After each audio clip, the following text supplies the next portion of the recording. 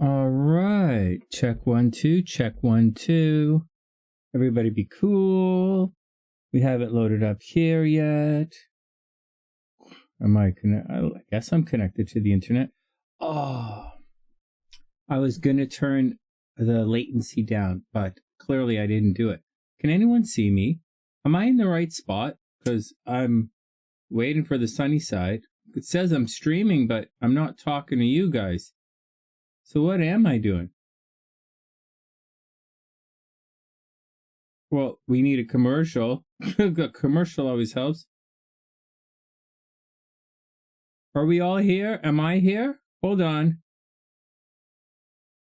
I am here. Oh, wow. It's really dark on the phone. Are we really that dark? I'm sitting a little high up. I moved the camera because when I did the music stuff, I was sitting on my stool. And so I'm a little high up, but whatever. Whatever. Like, I guess I don't really want to super adjust the camera. Oh, wow. And this thing over here, I thought I had it fixed at one time. Oh, great. Great. Everything was good. I just messed everything up. My little things on the lights aren't working.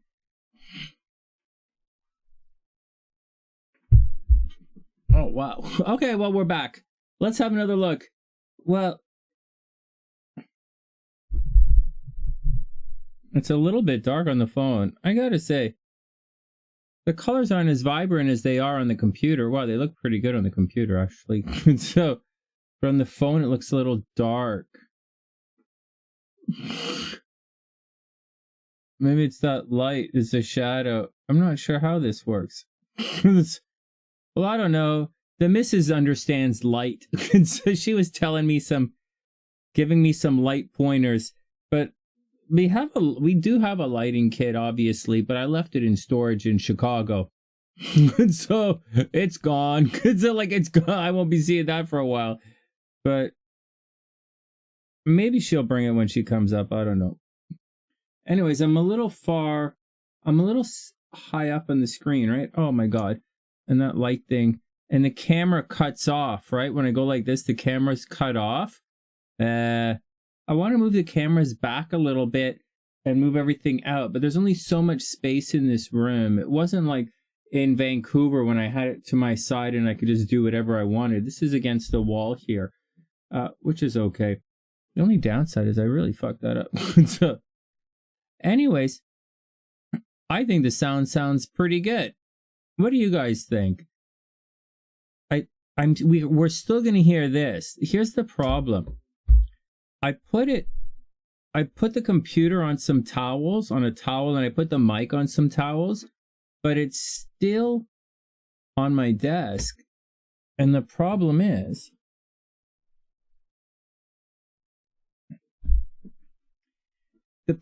I'm a little heavy-handed when we guess the cards, when I flip tarot cards.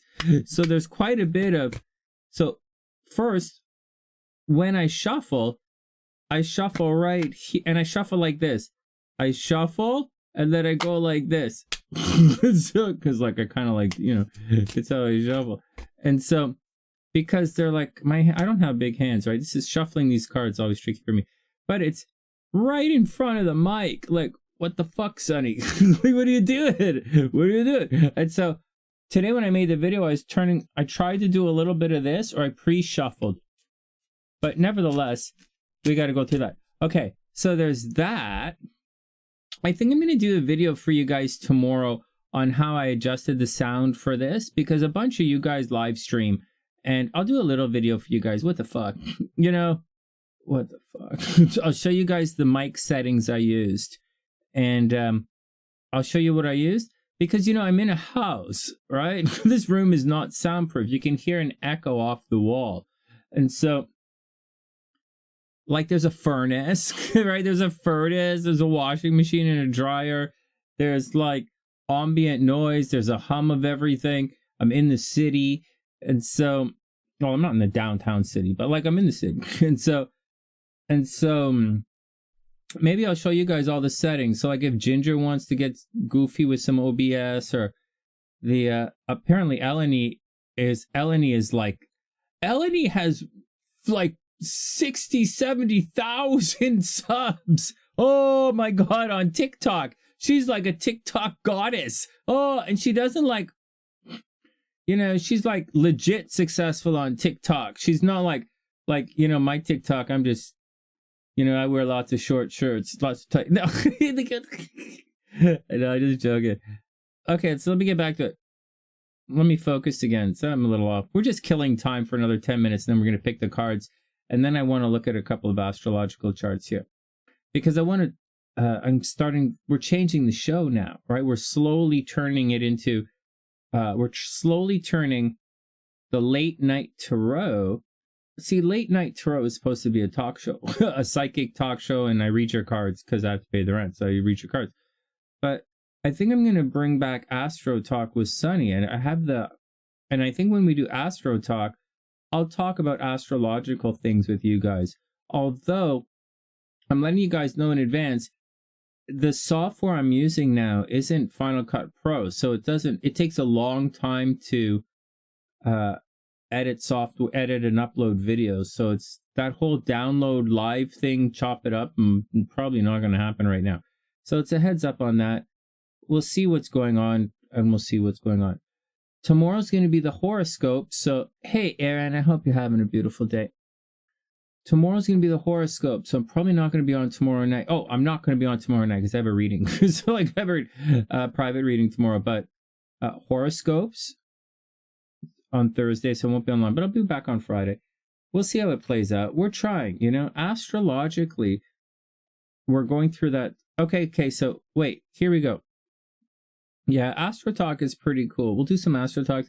We're also going to do one more segment, and we'll do a thing like once a week. We'll spend like a solid half an hour or an hour. I'll just come online and guess the cards. I think I'll start doing that when we do the horoscopes. Because when we do the horoscopes, you know, it's uploading, and it takes all day to upload, so it's going to kind of chews up a lot of bandwidth. So we'll see what I can do on those days. All right. Next, what else? Hey, Michael, what's up, player? Hope everyone's having a super amazing day. Hey, Navi, what's going on? I hope you're having an amazing day as well. Oh, right on. Check it out. So here's what I started talking about the sound and why I'm wearing my headphones right now. So because of all of this stuff, when I put the cards down, you can hear them thumping on the desk, right? Or if I do this, right, when I turn the cards over and I put them down, right, you can hear them, right? You can hear all of this stuff. Or when I'm typing into the, when I'm pulling the cards up and I'm like, tick, tick, tick, tick, tick, tick, tick, tick, tick, you guys can still hear that. So that's the thing I'm trying to eliminate. It's a bit of a pain in the ass, but we'll see. We'll see. But I like the sound. I like everything that we're doing right now. We'll clean it up. And this computer looks pretty good, but it doesn't look so, it looks dark on the phone. So we'll sort it out. On this computer it looks okay. What's up with you guys? Is everybody having an amazing day? What's going on? Can you guys feel the full moon energy happening?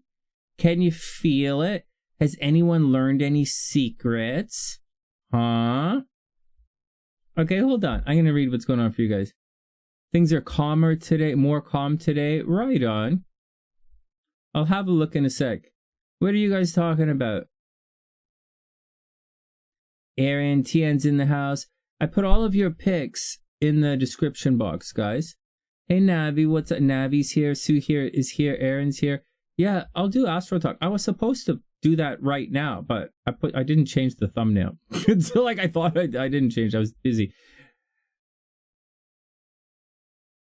Oh, that's cool. I would have been here at 9 as well, but I don't know. All right, what else is going on? Gingerbread Man is good. It's always good.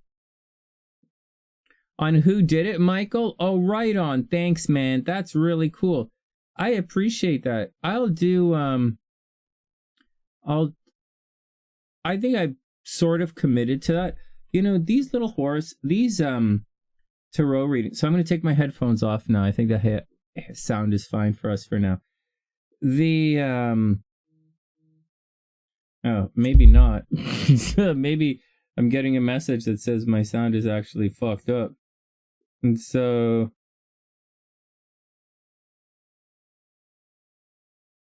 that's funny. Okay. Okay, so let's turn the sound off on this. Let's turn this off. Take these off. All right, you're cool like that. Everybody be cool. Now I'll stop yelling into the mic.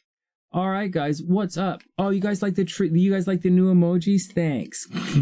Well, they're for you. They are for you. I created them for you. I think of you guys when I do it.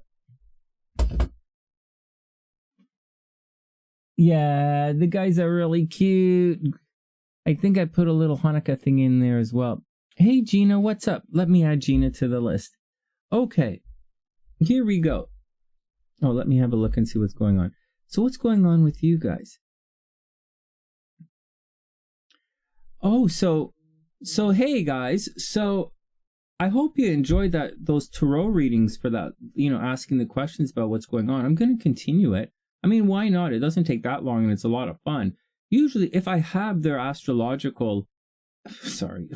if I have their birth dates, I'll read their astrology, of course, because it's a lot of fun to read their astrology. A lot of fun. And it's scary too. It's scary. Like Shaniqua Robinson's astrology chart was really scary. And her friend was really scary too. You know what? I didn't read her friend's chart to you guys, but I did look at it. Or not her friend's. There was someone else. I had a couple of other charts of some people, but they're stored here. I can't remember everybody's name. And I kind of put it all with the sports people and the politicians, so it's kind of a little bit lost. But there were a couple of people involved in a couple of these things that happened. I can't remember if it's the Idaho murders or if it's the Shaniqua situation in Mexico. But I did look at a couple of charts, and they were all pretty messed. They were pretty fucked up. Like there was going to be a bullshit happen. So, ay. Anyways, if I have the charts, I'll look at them. Otherwise, I think I'm going to just start asking questions and pulling the cards because I'm curious as well. And what the fuck? Like, what the fuck? I'm supposed to be a tarot reader, so what the fuck? I'll read the fucking tarot cards. Way to go, Sonny. Way to commit yourself to your job. It's really good. That's like back when I was a musician, and they're like, my buddy's like, your phone's ringing. And I'm like, he's like, aren't you going to answer? He's like, who is it? I'm like, oh, it's my agent. He probably wants me to go play. And he's like, isn't that your job? And I'm like, yeah, I don't really feel like going to work today tonight. Because he's like, what is wrong with you guys? And so, well, life of a musician is different than a YouTuber. It's a YouTuber, you go, all right, next. Anyways, I had a lot of fun with that, looking at the cards, because I find it's always fun when you expect certain things and something else pops up. It's a lot of fun. I didn't expect. I mean, oops. Oh, stretch. Sorry, guys. I expected certain things. I didn't totally expect everything, but it was a lot of fun. I think we'll do some more of it. All right, what else is going on? So I'm going to pull up Gina's chart in one sec.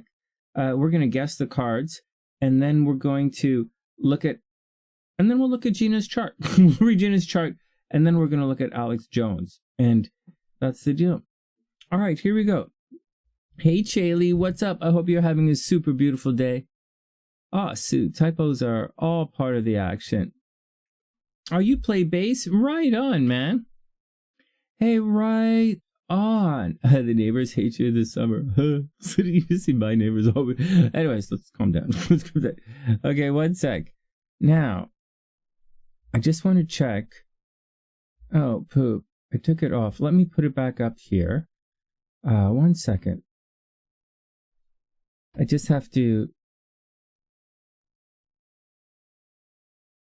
I just have to open this up here. So, and then I'll pull up Gina's chart, and then we'll get on with it.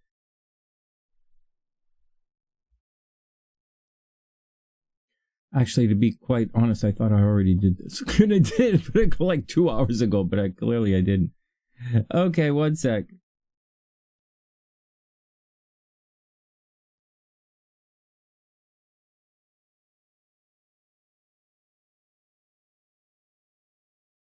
Yeah, of course. Okay, here we go. So, let me just pull up Gina's chart, guys. We're going to do synastry with her chart, and then I'm going to show you guys this bankruptcy thing that Alex Jones is going through. Remember, bankruptcy doesn't mean you're broke. You know, that's not what it means at all. Bankruptcy doesn't mean you're broke at all. You know, like some bankruptcy means it's protection from your creditors. It's all it means. So, and you'll find that most people after bankruptcy, if they have a job, they tend to fill that bank up pretty quick afterwards. Like they really do. But anyways, I'm not telling you guys what to do. I'm just saying, I'll show you what he has in his chart. Okay, one sec. I'm pulling up Gina's chart, and oops, oh poop. Do you hear that? That's me tapping the keyboard. So I'll have to find a way to sort that out. But whatever, I'll sort it out. Okay, here we go. Oh, what? What? Hold on. January, February, March. Oh, no, wait. That's Gina's. Okay. So, hold on. The, April. Okay. April, January, February, March, April. Right. That's what okay, here we go. Sunny, that's what. Look at me. Like, I've got everybody's chart memorized, right? Like, seriously. And the name is right here. Like, I just double checking to make sure we have the right thing. Okay, hold on. No, seriously. Well, that's what it's like. I'm looking at it like, so. Here we go. My sister was in 1974. You guys are tigers. You guys are fun. He's jumping all over the place. Okay. All right. Hold on. All right. We're good. Okay. If I can. Okay. Gina's there. All right. Hold on, guys. I'm just goofing around. I'm just looking at this. I'm going to refresh this. I'll be back in one sec. Actually, let's do it. Let's, it's 9:26, guys. We're right on schedule. Even though I'm a little slow. And I might seem a little scattered. But I'm actually right on target right now. I'm on target. I'm on Sunny's target. And so, also, you know what, guys? This is, hold on a second. Like, yeah, I'm putting timestamps in. If I just may say for a second, is this... So, I've been wanting to come on earlier. However... Here we go. Gina goes right here. Guys, except I'm reluctant. Hey, priestess, what's up? I hope you're having a beautiful day. Oh, well, here's the thing. Guys, I've been thinking about coming on earlier, but most people sort of getting used to have become accustomed. People have become accustomed to me being on at 10 p.m. in the East. So... 11 o'clock Chicago time, man. So but that's getting a little bit late. And because I'm not really into staying up like I am, but so anyways, but then again, all the West Coasters, there's a lot of West Coast SunnySiders. All right. So what do you guys think? So here, I have a question for you guys. 9 o'clock, actually, I'll tell you what I've been trying to do. Okay, because Sunny is so sneaky. So I've been trying to come online during the Venus hour, but I find during the Venus hour, I spend most of my time making the channel trying to make it look pretty instead of coming online. So I often come online during the Saturn hour instead, which is the time to take a break, hard work, and chill out, or the Mars hour where I start to yell and scream and rant endlessly at nothing. So anyways, that's the deal. But what do you guys think? Is this time okay? If 10 o'clock starts to get late for Sue and the guys over in the UK, right, in the UK, not like Priestess is going to be working, or like so I don't know. But Jasmine goes to bed. or, you know, SunnySiders go to bed, and, you know, SLCs, you know, and I'm usually just sitting on my ass here, like, between 8 and 9. The Venus hour, oh, it changes every day. It's part of the planetary hours. There's a little bit of a cycle, like the day is cut into day and night. Oh my God, did I make that sound too deep? Is this too difficult? The 24 hours, the calendar day is divided into day and night. And depending on the day of the week, that's the first hour or the first time slot. And then it's divided up daily on different hours. And then you get the hour. I'll show you right now. It's really cool. Aaron, this is really cool. Hey, Gina, what's up? Finally got a sort of a birth time. Oh, did you really? Hold on. Let me go back and check this. Let me double make sure. Oh, 11 a.m. What did I say? I didn't say 11 a.m. Let me change this. Thanks, Gina. You're absolutely correct. I got you right here.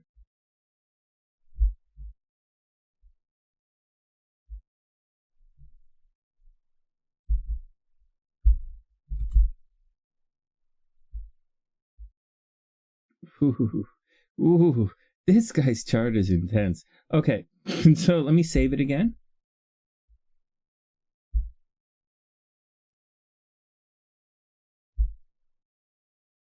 All right, we're good. All right. Hey, Janine, what's up? I hope you're having a super amazing day. This time works, right? This time is good. 9 o'clock. I'll come on at 9 o'clock. I'll let all the 8 o'clock guys do their thing, and then we'll goof around for an hour. We'll goof around for half an hour like we do. I'll tell you guys what's going on in astrologically, and hey, how'd your day go? And then, you know, I've got to check in on you guys. And then we'll pick the cards at 9:30. And then at 10 o'clock, if you guys want to boogie out to like some really cool TV thing, that would be cool. And I'll stick around and I'll read everybody's, you know, whoever wants a reading at 10. I think that works. All right, we got a schedule. We have a schedule. Sunny's on at 9 Eastern. All right, well, there you go. All right, back to it. Okay, hold on. Okay. All right, Gina's good. I have Gina's, I have Luke's correct everything. Now, everybody be super cool, and I'll show you what I'm talking about.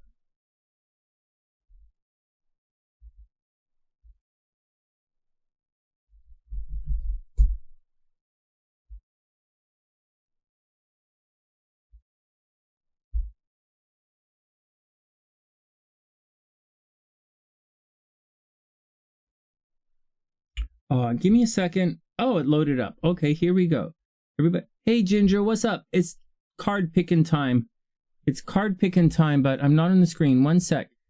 In case I miss you. Ooh, I must confess, I wouldn't mind trying a new pastry recipe. I'm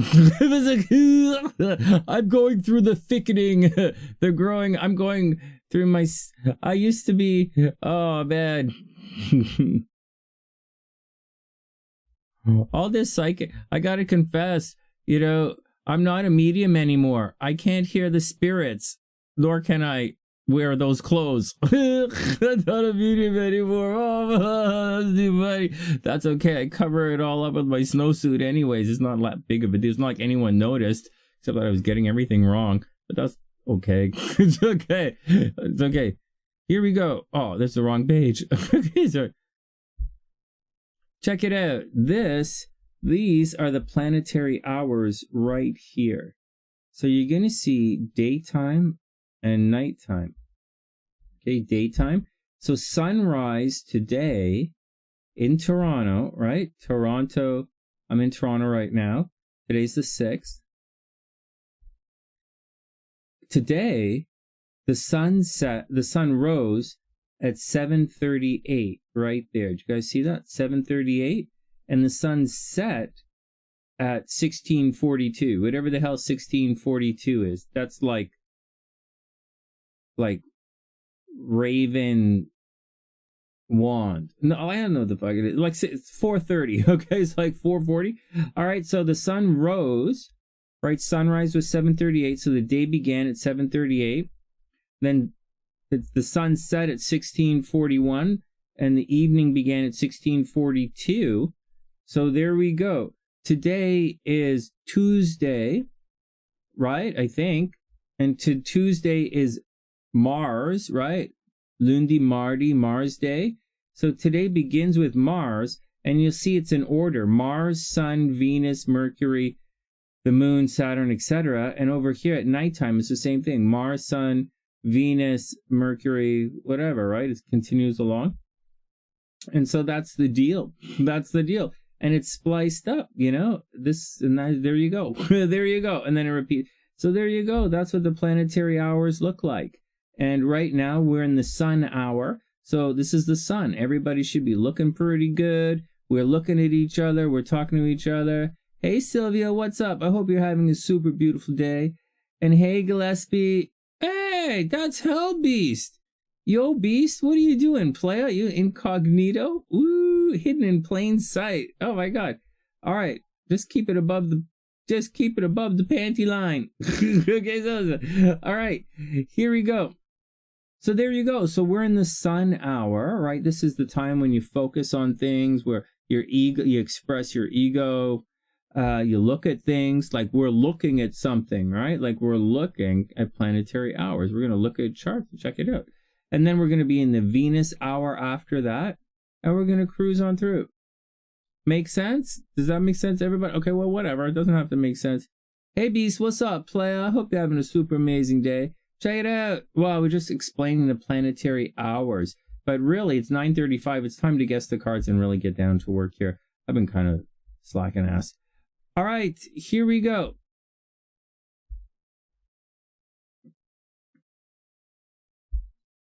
It's all. Are you guys ready? All right, let's do it. Let's pick the cards. So, all right, guys, who's got? Okay, let's do it. Let's pick the tarot cards. I say, well, I'll tell you what we have so far. That's all cool, Beast. That's all cool, man. Oh, forget everybody else. They forgot it. They don't. Beast. I don't think anybody even noticed it. And so, I didn't mean to out you. I out everybody. I am the closet without a door. I'm the mouth without a filter. Okay, hold on. You guys aren't late. You're right on time. Okay, hold on. Why am I reaching? I'm just pulling this closer towards me. Putting the cards over here. Oh, it's because I put the microphone where I normally put the computer. So I'm reaching. One sec. So, Itzel. Here we go. 4 of Cups, 9 of Wands, Devil, and the 3 of Wands. Here we go. Beast. Okay, hold on. So Itzel's going down here. Oh man, Itzel is cruising with 1 solid point. We've only played a couple of times this month. Itzel has 1 point. He's on the leaderboard, or she's on the leaderboard. Chaley says 5 of Swords. Right on, Chaley. Okay, who else? Navi says 2 of Cups, 4 of Swords, Magician, and Wheel of Fortune. Oh yeah, she's gonna meet a rich guy. Wheel of Fortune, 2 of Cups. Yeah. 2 of Cups, Wheel of Fortune. Fuck, hold on. I keep trying to take this. I can't. Hold on, I'm just trying to. Shit, I'm trying to copy and paste. 2 of Cups, 4 of Swords, Magician, and Wheel of Fortune. Here we go. Someone is gonna meet a rich guy. Okay, Navi is gonna go down here. 2 of Cups, 4 of Swords. Okay. So we had Navi. HellBeast says the Chariot, 2 of Pentacles, Lovers, and the Fool. Those are all good cards. HellBeast. Oh, I should use 2 separate windows for this, right? Because I think that's how I used to do it. Not how I used to do it. I may have done it at one time for one day, and I thought it was a good idea. So, all right. HellBeast.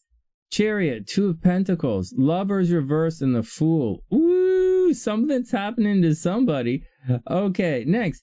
Ginger, 6 of Swords, Judgment, Knight of Wands, Ace of Wands. Whoa, someone is checking out. 6 of Swords taken off, right? All right, let's see what's going on. This is fun. This psychic game. Someone's got to give me a TV show to do this psychic game thing. This is fun. Psychic bingo. Fuck. Think of a psychic. I gotta play psychic bingo. Okay. Okay, Navi, HellBeast, Ginger. Erica. 2 of Swords. 4 of Cups. 6 of Swords. Wow, 6 of... You guys are going in on the 6 of Swords, huh? You guys think there's some kind of breakup energy going on? Oh God, I hope not. I really do. I don't know what I would do. I don't know what I would do with that SLC. You guys think I'm bad boyfriend material? You guys think I'm a shitty husband? You guys should see me single. I'm fucking horrible. I'm a real asshole. I'm like, I was been described as arrogant and somewhat dismissive, and I took it as a compliment. Like, what? Hey, what'd you guys think when you first met Sonny? First, that's a weird thing to ask. Oh, he seemed quite arrogant and dismissive. Yeah. Well, whatever. I think the witch thing is a compliment too. Okay, HellBeast, Ginger, Erica, K1, Priestess, Moon, 8 of Swords, 6 of Swords. Hey, where's our Priestess? Is she still here? She has to guess as well. All right. Okay, 1. Here you go. Priestess, Moon, 8 of Swords, 6 of Swords. Oh, wow. You guys are all in. 6 of Swords. Hold on. Okay. Okay, K1. K1. Wait, whoa. Does he have a single brother? What, you guys? The Magician? What? Hold on. HellBeast, Ginger, Erica, Chaley, 2 of Pentacles, and the Magician. Well, there you go. 2 of Pentacles and the Magician. That's a good one. Wing 1. Hey, Wing 1. Oh, wait, no. Wing 1. Time to guess the cards. And...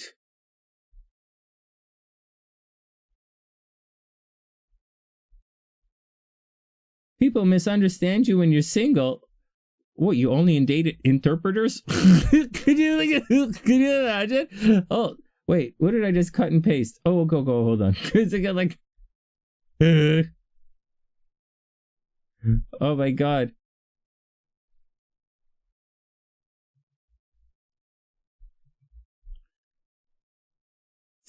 Arrogant and dismissive. Dismiss. Oh my God, I took it as a compliment. It was a compliment. Oh yeah, I am arrogant and dismissive. Yeah. Oh yeah, works every time. Yeah. Ah, right on. Hey, HellBeast, I gotta tell you something. Right before we pick the cards here, I'm gonna pick in a second. I'm just waiting for everyone else to catch in, everyone else who hasn't guessed yet. Guys, your picks are in the description box, right? So if I missed you, it's not there, then I missed you. Waiting for Wing 1 to pick. I didn't see her picks, and I have to pick. HellBeast, I didn't go in there. This is what happened. So I almost bought yesterday illegal all natural boner pills. Oh yeah, seriously. Oh yeah, seriously. No, they're not pills where you put them in the water and you get grows bones. Sort of. But maybe not. No, man, I walked into this place, right? And I went in, like I was at the roti shop. You know, it's a West Indian thing. So I went to pick up a roti thing from my mom.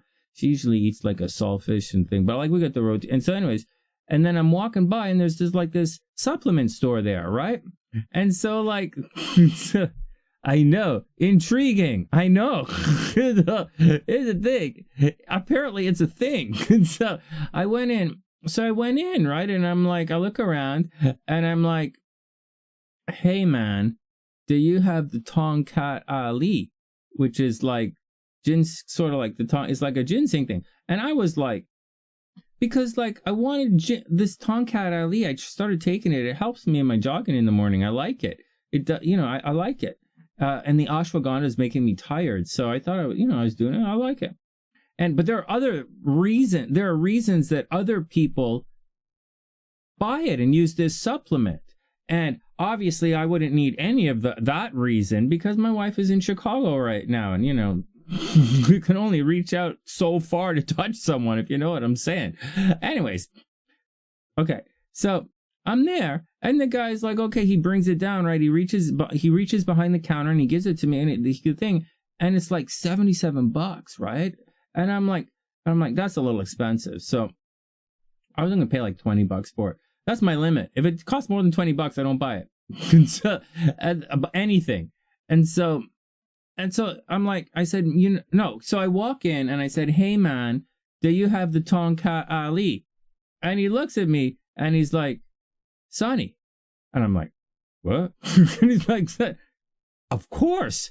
Like I was like questioning his manhood of his store if he didn't have this Tonka Ali. It's okay. I was just going to go, oh, whatever. And so anyways, he's like, of course. And then he pulls it off the shelf in the back, and I'm off the shelf behind the counter, and I look at it, it's $70, right? $77. And I'm like, that's a little rich for my action right now, man. So like, I'm going to have to pass. And he smiles and he puts it back on the shelf. And then he's like, Sonny, check this out, beast. You're not going to believe this. Hold on with the ashwagandha. So he's like, as I'm about to leave, I'm like, sorry, man, this is too expensive. He's like, does this thing with his arm, right? And he's like, looks at me and he's like, Sonny, it's okay. I got you. We also have the one shot.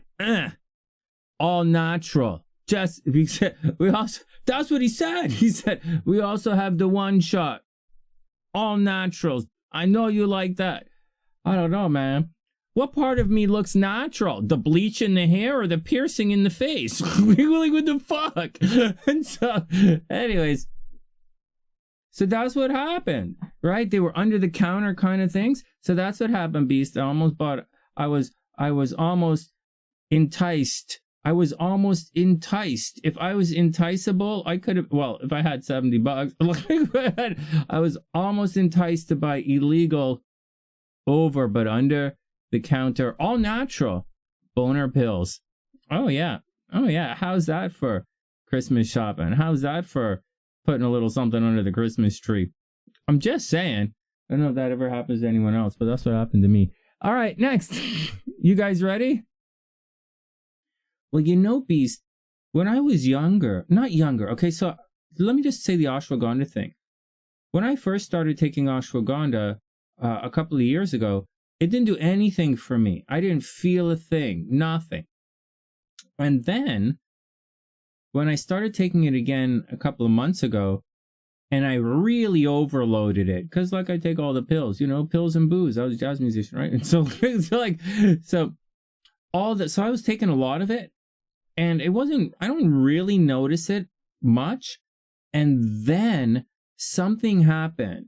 I don't know what it is. Like right about a couple of weeks before my dad passed away, I started to notice things with the ashwagandha. Like I became extreme, and I was taking a lot of it all day long because what the fuck? and so you're gonna test something, you've got to pass that fucking test. So I was taking a lot of it, and like 6 pills a day, 6, 7, 8 pills a day. I'm pretty sure my liver's not going to make it. And so but I started to become a little bit blasé and not caring about anything. And this has happened several times in my life. And I tend to be a very let's get going type of guy. Scorpio, double Scorpio with the Gemini. There's still have a stellium in Sagittarius. I am a let's get going kind of guy, even though I'm so sedated and relaxed and chill. I don't really give a shit.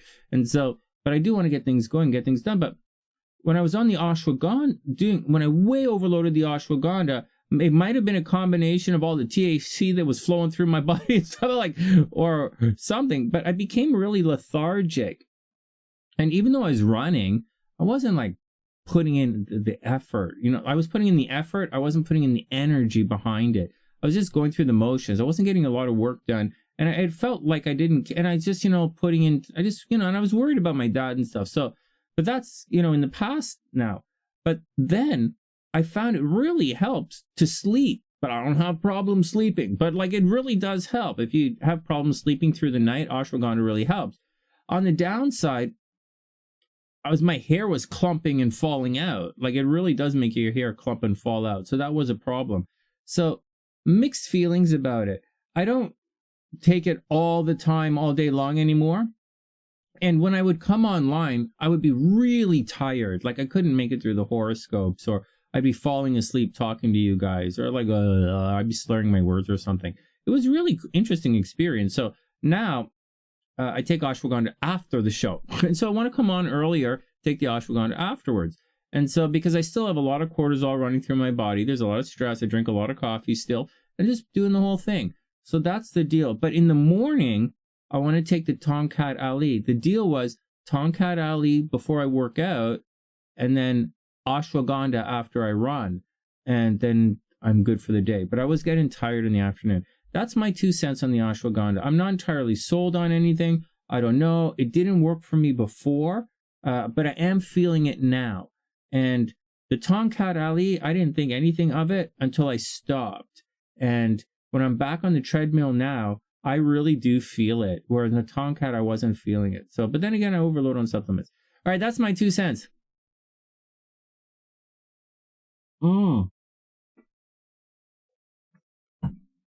My circadian rhythm, I did find that I wanted to go out and party more. Yeah.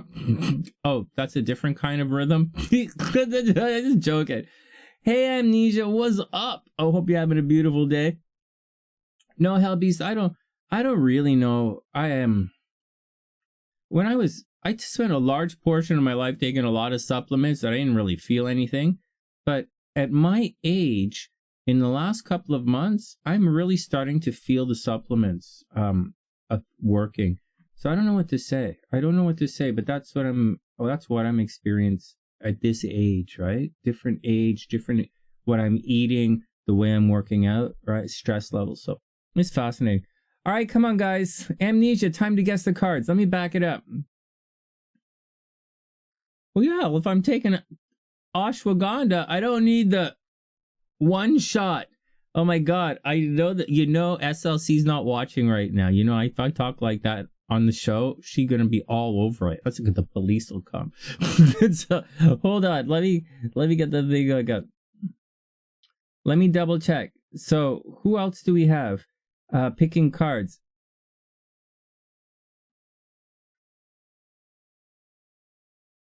HellBeast, when was the last time you walked into a store and someone said, hey, it's okay, I got you. We got the one. HellBeast, was the last? Can you imagine? What the hell was the guy looking at me like, whatever, man? Did I look like did I have a hunch? Did I look like I couldn't go the distance? What the frig is with this guy? Hold on, I'm putting Wing One's guesses. Wing One's. Where's Wing One in here? Okay, Wing One. Hold on. Hey, Wing One. Oh, here we go. Wing One says Tower, Justice, Moon, 4 of Wands. What? You don't get that many guesses. Okay. Tower, Justice, Moon, 4 of Wands. All right. Well, Wing One has a different guess pattern. Okay, next. Erica, you want to add Justice to your picks? All right, no problem. Erica, adding Justice. You guys.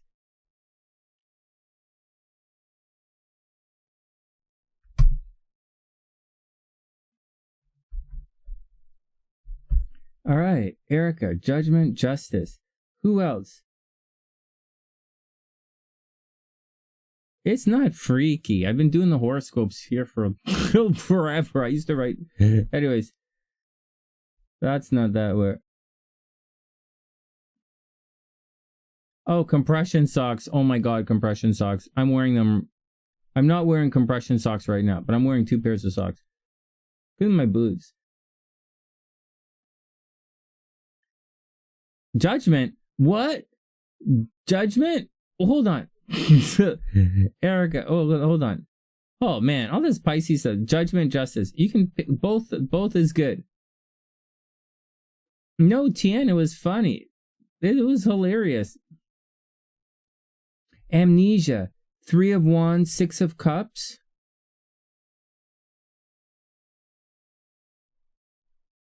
Yeah, the ashwagandha is pretty good. Hold on. I just have to load up amnesia here.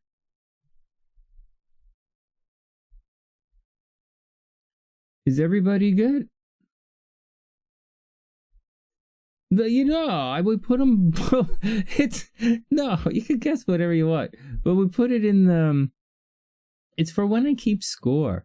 I want to turn. I like this. I like doing the. Fuck! Oh my god! What did I just do? Okay. Oh no, amnesia's right here. Okay, here we go. 3 of Wands, 6 of Cups. I want to. Well, life is changing a lot for me, and. I was faced with, some adversity that, for me was difficult. It's what's adversity. But I've had I had a realization that the adversities that I have, I can work with to an extent. And I can continue to move forward even in spite of it. And so, what the hell? So that's the deal. So that's what I'm doing. That's the adversity. That's the deal. All right, 9:54. Half an hour late. Let's pick the cards. So you guys ready? Has everyone picked? Everyone here is picked? Okay, here we go. So Sunny's going to say the 2 of Wands. Let's write these down. Sunny says 2 of Wands. And to try and hey, Samantha. Oh, Samantha, you got to pick the cards. Samantha, time to pick the cards. Okay, hold on. Sunny said 2 of Wands. 2 of Wands. Let's say Empress. Empress. Devil. I say devil for you guys. I wish you guys lots of fun and kinky stuff. And lots of fun, kinky stuff, you blame other people. 2 of Wands, Empress, Devil, and let's say the King of Coins. I don't really believe that one. I didn't even spell it right. So there we go. King of Coins. I say the 2 of Wands, Empress, Devil, King of Coins. There we go. I'm locked in. Oh, Priestess. What the frick? Okay, here you go. Nice. Priestess, High Priestess, 3 of Swords, Sun and Moon. Those are good picks. Those are very good. What the hell's going on here? Oh, you picked them already, Samantha? Okay, hold on. Let me go have a look.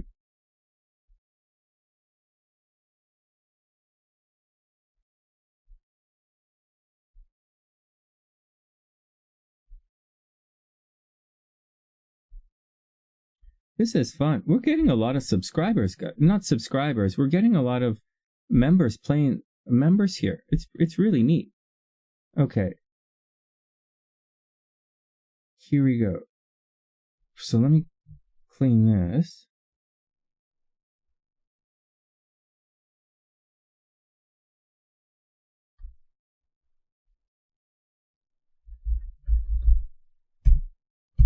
All right, guys, 1 sec, and then we are all over it.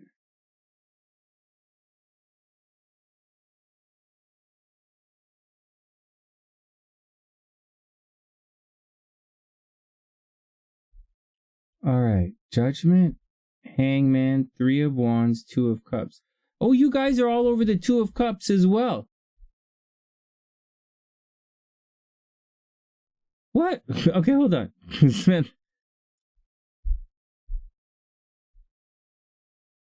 Okay, here we go. Samantha's Judgment, Hanging Man, 3 of Wands, 2 of Cups.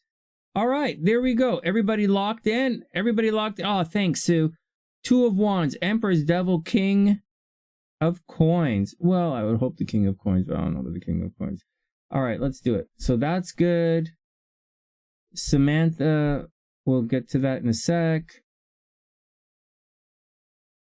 Is Eric the person that'll sabotage? Yeah, we'll ask. We'll check it out. All right, here we go. All right, here we go. Whatever you do, Sonny, make sure you shuffle the cards into the microphone. It's okay. All right.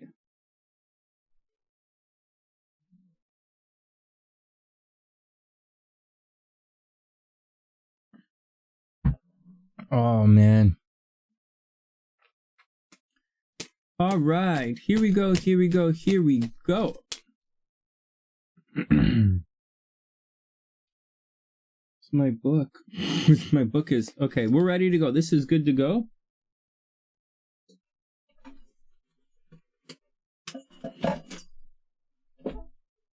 My book, my ukulele, the paper I write everything on. Okay, let's do it.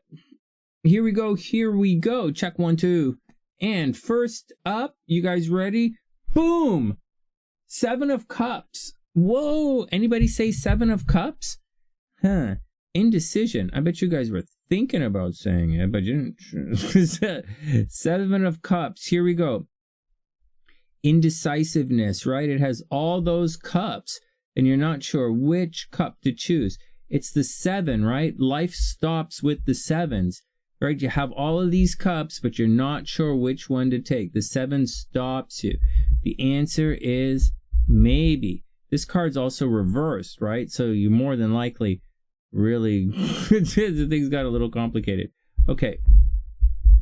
Okay, 7 of Cups. Oh, I did it. One hand. Oh, shucks. Oh, UFC Fight Pass. What the hell is that? Okay, so here we go. All right, next. Indecision is good. Okay, here we go. Here we go. Next. And boom. Woo! Oh, this is not good. 7 of Swords reversed.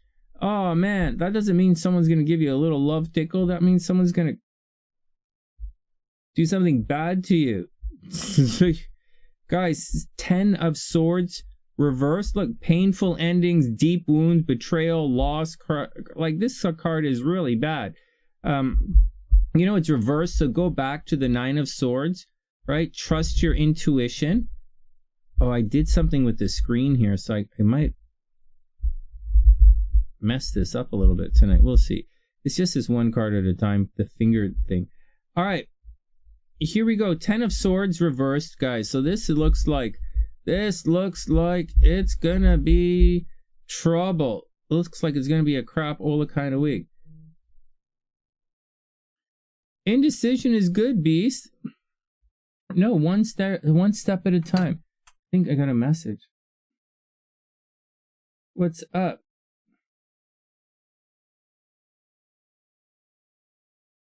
Oh, what? All right, next. You guys ready? And boom! The Hermit. Oh my God. Hermit reversed. Did anyone say any of these? We're not entirely on tonight. Oh, I know. HellBeast totally got it. So I know.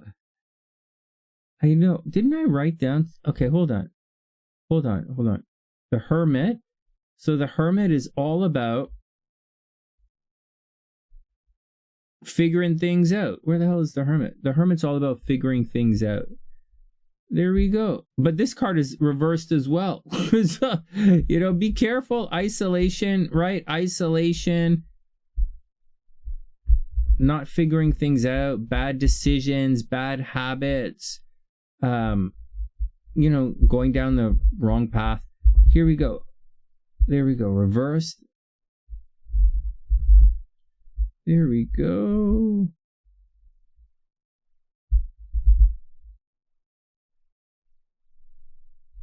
All right, next. This is complicated for me.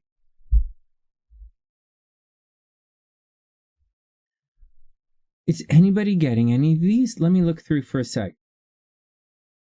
Sue, Ace of Pentacles, Temperance, Eights of Swords, Justice. Oh, a bunch of you guys said Justice. All right, next. Lisa, Devil, Tower, 9 of Swords, Judgment. Whoa, a lot of you guys saying Judgment. Sunny, not even close. SLC says the Moon. TN, Ace of Swords, King of Swords. Nice. Tower, Wing One, Tower, Justice. Wow. 4 of Wands.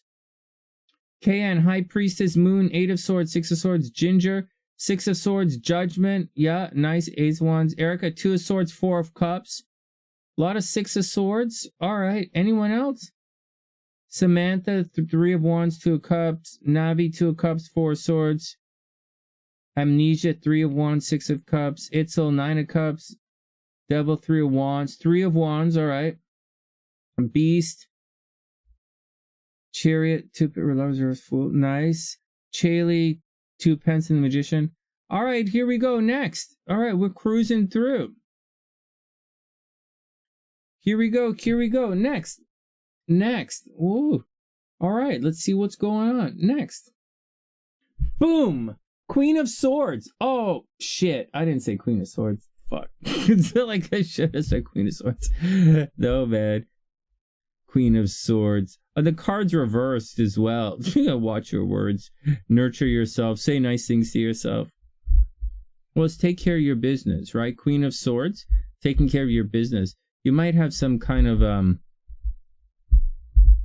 you might come across as somewhat biased this week. You guys know, like, this is the week, this is it, you know, time to kind of move forward with things, you know? You know, this is the week. Hold on, I'll tell you when I finish this and I can put the cards down. Oh, the 10 of Swords. I know, but nobody wants to pick the 10 of Swords on purpose. That's just mean. So, all right, next. Here we go. Okay, next. Boom. Woo! Not me, but you guys finally got one. Okay, here we go. The World card. All right, the World card is up. Who got the... Now, you guys... Someone said the World card. I saw this. It was...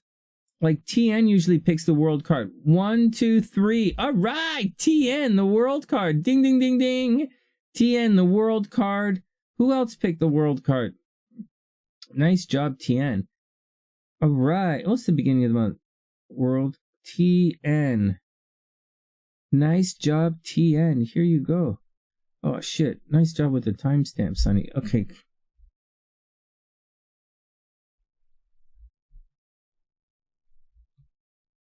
All right, TN, you got it. The World card. Okay, next. Yeah. Okay, here we go.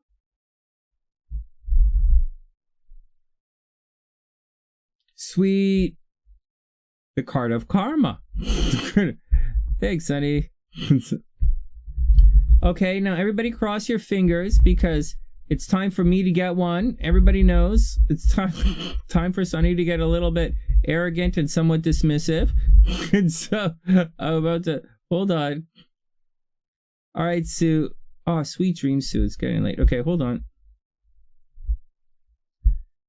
Okay, so what's coming up? Whatever I picked, that's what's going on. Where's Sue? Sue, Ace of Pentacles, Temperance, 8 of Swords, Justice. Maybe Justice. A lot of you guys. Okay, or Judgment. What did Sonny pick? Sonny picked 2 of Wands, Empress, Devil, King of Coins. Devil, let's have some fun. All right, here we go. Here we go. Check 1, 2, check 1, 2, and bringing it back again. And spank those babes. Ooh, Sonny, ooh. And Shazam. Fuck. Damn. Fuck. Oh, 7 of Swords. Wow. Oh. There we go. 7 of Swords. Hold on, guys. Wow, we're having a different kind of month now. Listen to this. Last month. Wow. Okay, 7 of Swords.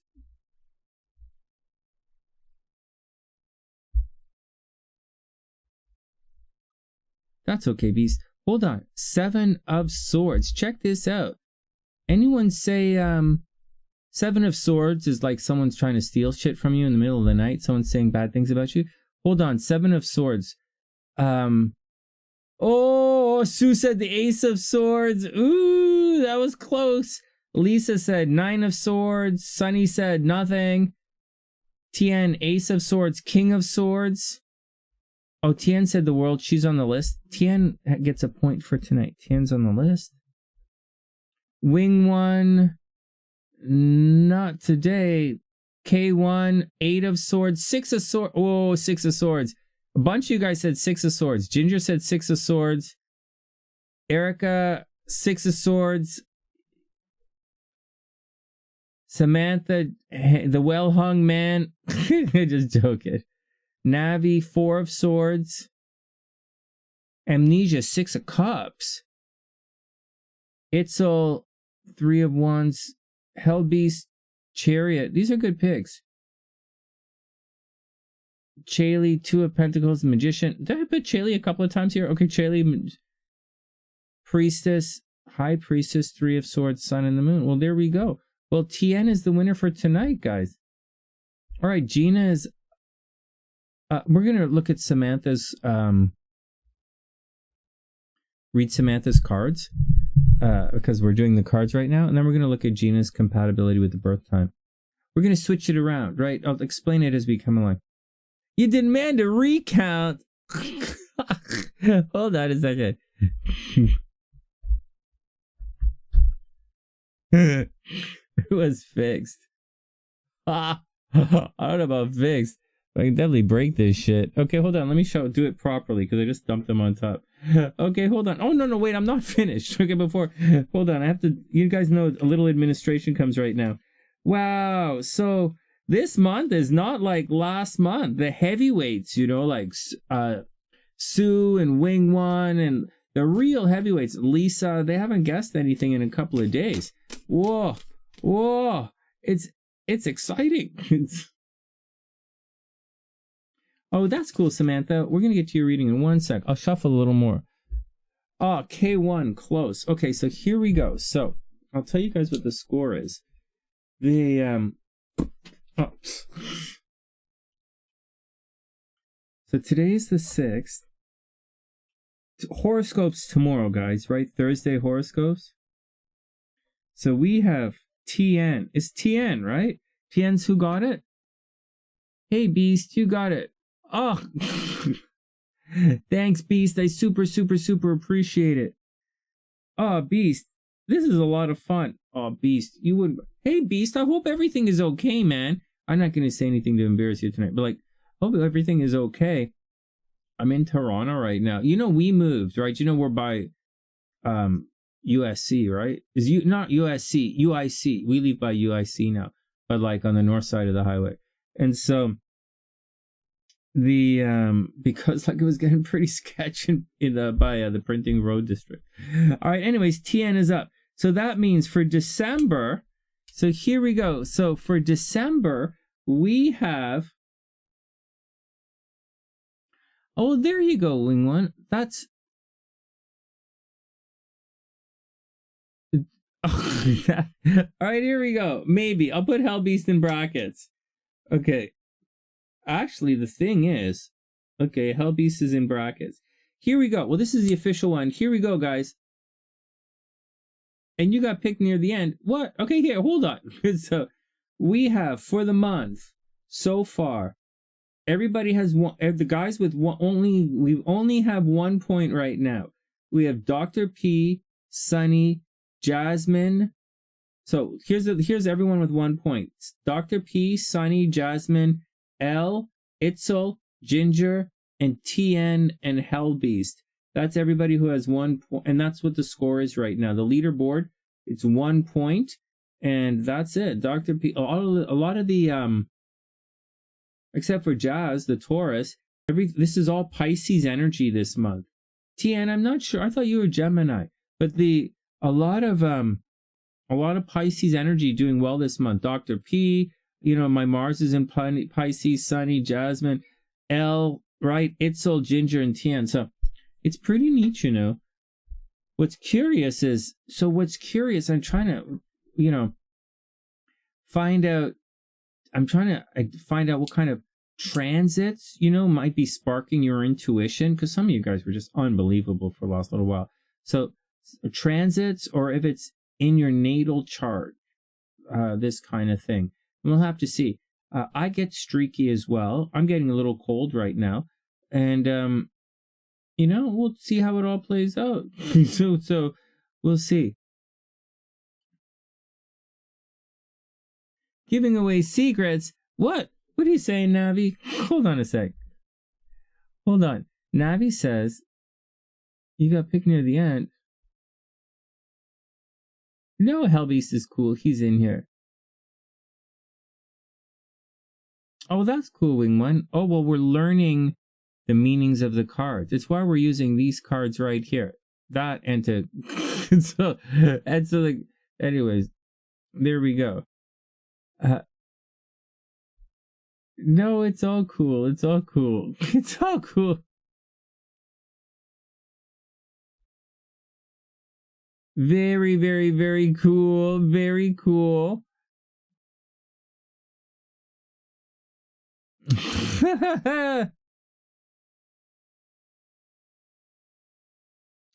Double Virgo with Gemini rising. Virgos are definitely psychic. There's no like, Virgos are definitely psychic. So it's interesting. So we'll see. Okay, let's move on. Okay. All right, next. Yeah, Nick, go ahead. Yeah, Nick, go ahead. Request the video. I'm very open to taking requests for the list videos. Yeah, let's see. I was actually thinking about that today.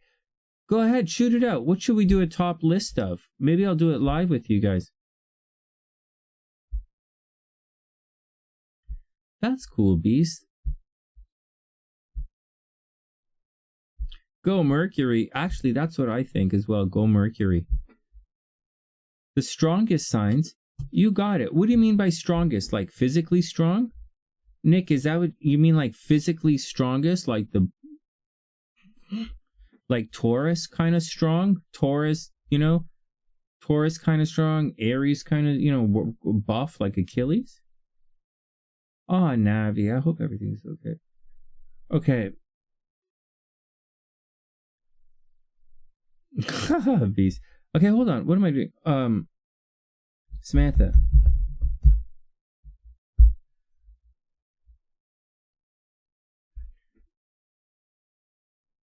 Okay.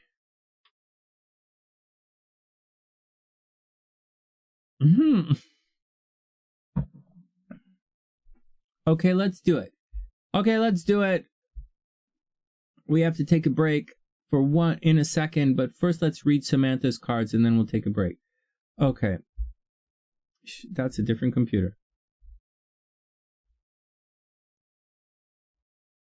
Oh my God, power and strength, not related. They're similar, not the same. Power is represented by Pluto, maybe Uranus, right? Like, that's what power represents. Power is like Scorpio, Aquarius. They're the most powerful signs. Like, they are. So they're not the most popular, although Aquarius is quite popular. And Capricorn is a fairly powerful sign as well. But I wouldn't go around saying Scorpio is the strongest sign. So I wouldn't say that. I know a lot of Scorpios, they might bitch, but they might not do it. Just because you bitch a lot doesn't mean anything. Cancer is not a very powerful sign, and they bitch like nobody's business, Virgos bitch, but Virgos are buff as ass, and Virgos are actually Virgos are a ridiculously underrated powerful sign. Ridiculously underrated. But Virgos are a powerful sign. They're they're underrated. Okay. Are they a strong sign? Yeah, they're pretty strong. I would say Scorpio is a stronger sign than Virgo, but Virgo physically is a physically buff sign, is physically stronger than Scorpio. Virgos are physically stronger than Scorpios. Leos are physically strong. They're gifted with the sun, right? And then we have like Aries are pretty strong. Aquarius pretty strong. Sagittarius is half horse, so they're pretty strong. So the Cancer's not. Cancer's a crab. So Pisces a fish. Like Libras likes to shop. So they're not they're not like this. Libra's not the strongest sign in the world. This is kind of cute. Yeah, that's a good one. Who's the strongest sign? Oh, Itzel's got a good point. You mean muscle strength? Oh, wait, hold on. Your word Scorpio is stronger than Taurus? There is no way Scorpio is stronger than Taurus. Taurus is one of like the strongest signs of the zodiac. Like 1, 2. Taurus is right at the top, if not the strongest sign of the zodiac. They have the strongest will. They're by far one of the laziest fucking signs of the zodiac. And they avoid fucking confrontation like it's the plague. But they, be sneaky motherfuckers. But you know what? Taurus is really strong. The only sign I wouldn't really want to fight is a Taurus. And like to get into a legal fight, an argument, or a stuff like this, they're not narcissists. I don't know any Taurus. I've never met a narcissistic Taurus or someone that I thought was a Taurus. Lots of narcissists in my time, but a lot of lazy Tauruses. But like, they're not a lot of lazy people, a lot of lazier people than Taurus, you know, a lot of hard-working Taurus as well. I really like Taurus. Scorpio's not stronger than Taurus. So the Scorpio's willpower is on par with Taurus. But I wouldn't say that's what I'd say. Oh, excuse me. Yeah, Taurus is pretty strong. I'd say followed behind by like a Virgo or something. All right, next. What are you guys asking? Oh, Tyson is a Cancer. Oh, no, Tyson is a Cancer. He's a totally over-the-top mental bananas Cancer. I think he's a Cancer. I think he's a Cancer. He's a totally emotional. All right, next. He moves like a Cancer. He moves. Tyson moves like he moves like a Cancer. And he's fun like a Cancer. He's out of control. He moves. It's really neat. He's a brilliant fighter. All right. Never met your Taurus mother. What? I like Taurus. Okay, next. Okay, so we're going to read Samantha's cards, and then we're going to take a break, and we're going to come back, and we're going to look at Gina's compatibility reading. Okay, here we go. Oh, that's okay, Beast. It's all cool. I don't have Tyson's chart memorized, but I think he's fun. I like him a lot as a fighter.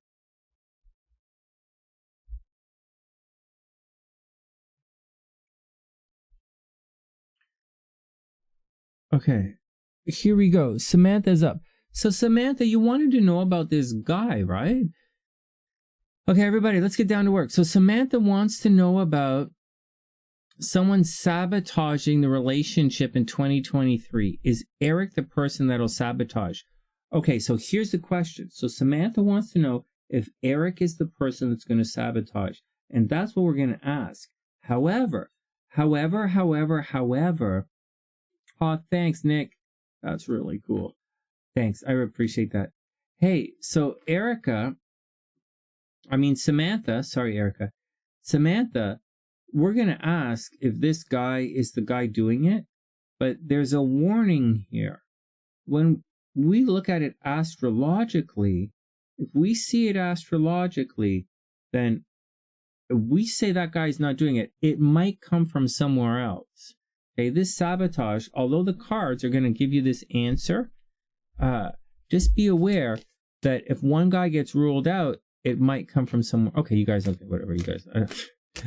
Gemini risings repeat themselves constantly. You know, fuck. I always find myself repeating myself. All right, here we go. Beast. I don't know what's worse. That you said hold on, no, I'm just joking. Okay, it's great to see you, Beast. Okay, Samantha, here we go. First up, the King of Pentacles reversed. So you want to know, okay, so this is reversed. This is greed. This is greed. Greed, indulgence, sabotage, stubborn, material loss, right? The King of Pentacles. This was like, I picked the King of Pentacles because I thought money was going to be good. Clearly it's not. Clearly it's not. And so, but this King of Pentacles for you, Samantha, is reversed. All right. So you're going to have so someone, it's gonna, like, I think I said this before, but I'm going to say it again because it's the very first card that came up. There's a financial situation involved in whatever you're going through. And this is greed. Someone's greedy. Someone's stubborn, material loss, obsessed with wealth. Someone's obsessed with status. And this guy is going to really throw you for a loop. Like someone, money is involved in the situation, Samantha. So if this guy is if money is involved with this guy is the guy we're looking at, right? So you're going to recognize the situation by money in the situation. All right, next, the Magician. All right, so you have to watch out for a bullshitter. Here's the deal. Here's the deal, Samantha. This throws a major wrinkle in everything. Okay, you're not going to You might not believe it, but I'm going to warn you right now. So the magician, you're going to fall for the magician's charms. Like everybody falls for the magician, because the magician is the one who's going to, like, you know, tell you, like, it's gonna really inspire you. The magician's gonna be bullshitting you. So Samantha, watch out for someone who's gonna bullshit you. Watch out, you know, watch out for a new beginning, you know, what up? Oh, he stole, oh, really? Seriously, Wing One? Well, like, you know what I say about the magician card, right? You know, we just joke about it all the time, but like now we're having a real reading here. And I say the magician can be a bullshitter. And so after the magician Tarot has to stop, right? So here's the deal.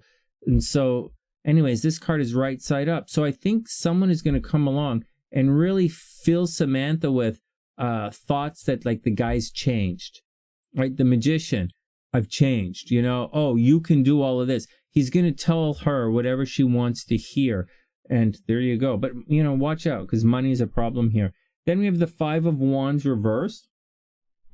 So something is going to happen. It's about, someone's going to want to avoid conflict, right? They're going to go back to the situation. Hold on. I think it's, you know, Samantha, if you're asking me if it's this guy, it's a love. I think it's someone from your past is going to return and cause someone from your past is going to return and cause problems is what's going on. We have the Five of Wands right here. It's reversed, right? So there is going to be conflict. There will be difference of opinions. People are definitely going to disagree. You're not going to be on the same page is the easiest way to look at it. The definitions in this some of these cards reversed, but like, you're not going to be on the same page, Samantha. You guys aren't going towards the same thing. And that's going to be your clue, because the magician, he's going to bullshit you and you're probably going to fall for it, but he's going to Five of Wands you. He'll pull you out. So you have to be extra careful. Seriously. Next, Knight of Wands running around. Oh, well, here you go. Well, here's the deal. This is reversed, okay? Because this is reversed as well. You're going to want to, Samantha, you're going to get sucked into something dangerous here. This is reversed. You know, energy, passionate, inspired actions. Like, this is kind of going for it. Knight of Wands, you're going for it. It's not the Knight of Cups. It's not like you're running around in love. It's the Knight of Wands. You're going for it. But this card is reversed. So you either not sure what you're doing, or the guy's going to inspire you. The guy's going to inspire you to run around. You're going to want to run around and do a lot of stuff. You're going to be inspired, but you're definitely going to be inspired. I've said that a million times now. Definitely.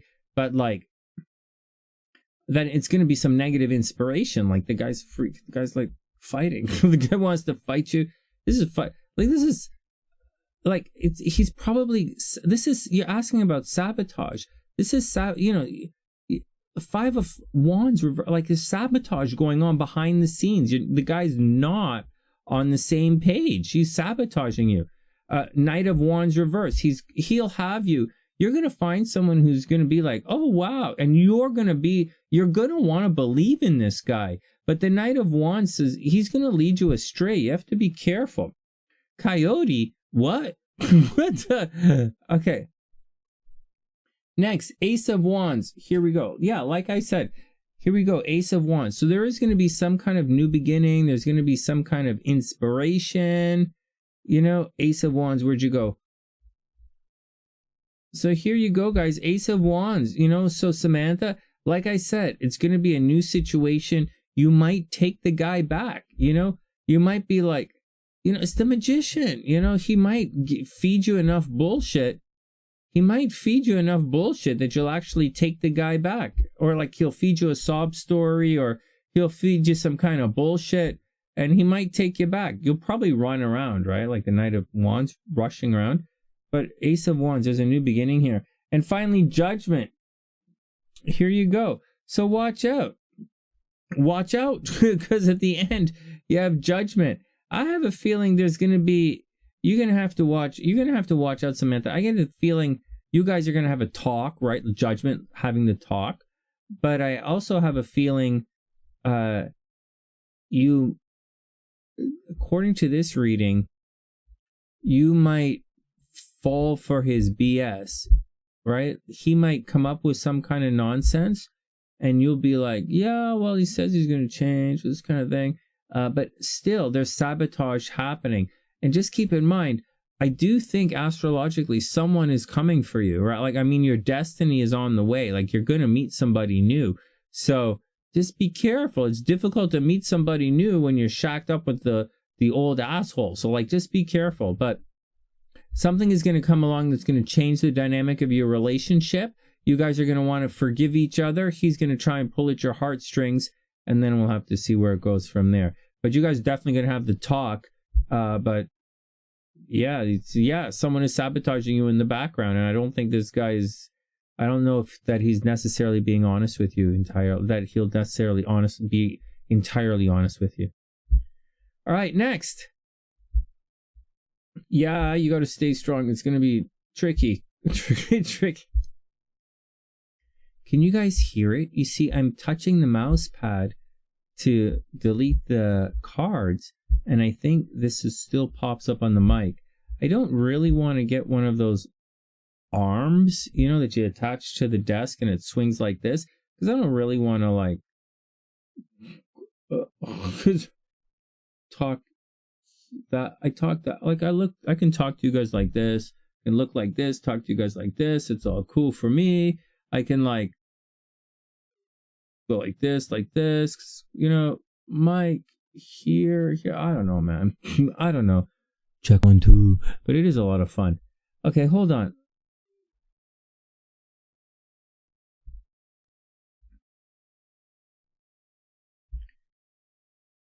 Okay, it's break time. Everybody be cool. We're going to take a quick 5. We're going to take a quick 5. And then we're going to come back. Oh, no, we're not even going to be 5. We're going to put these cards away. We're going to take a quick couple of moments. And then we're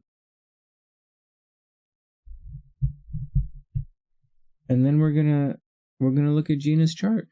Gina's compatibility. He has a new birth time. His birth time is 11 a.m. So that's going to change things.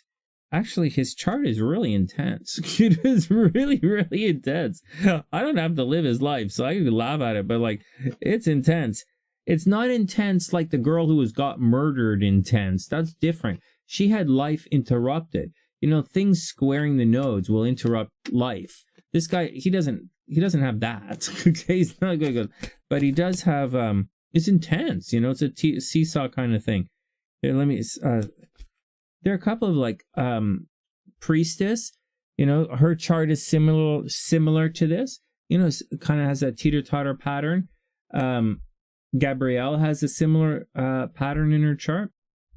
All right, here we go. Gina and Luke. See, it's intense, man. Look at it's across all these oppositions. Wow, he's a Cancer rising, but we'll test that in a sec. When we come back, we'll describe a little bit of a Cancer rising, and then we'll move on. What's up, guys? I was wondering where you guys were. Oh, yeah. Oh, Ginger. Sweet dreams, Ginger. Have a wonderful, wonderful night. All right. It's good to... Oh, thanks. Yeah, Samantha. It is good to know these things beforehand, for better or worse, right? We got to roll with it. And just to see what's happening. That's cool, Beast. I might just be MI listening in the background.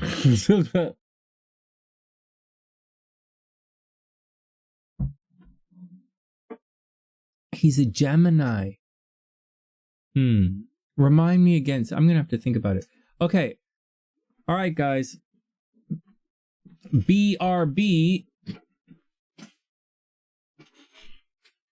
Everybody be cool. I'll be back in 1 minute. Oh, okay, everybody be cool. I'll be back in a sec.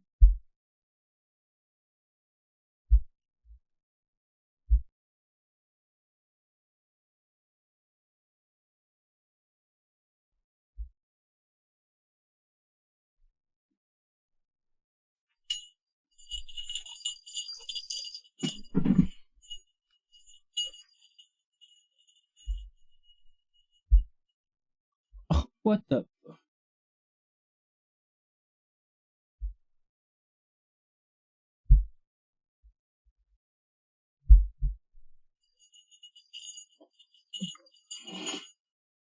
Oh my God. Hold on. Are you guys seeing this? Are you guys seeing this? Trey!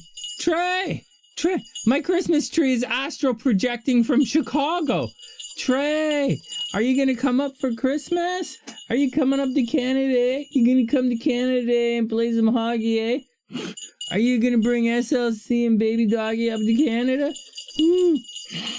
I know baby doggy keeps trying to pee on you. I know. I know.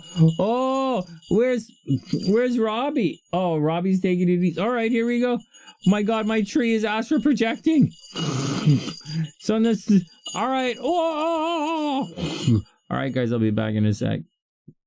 Everybody calm down. It's like you've never seen a Christmas tree astral project before. Whatever. Back in a sec.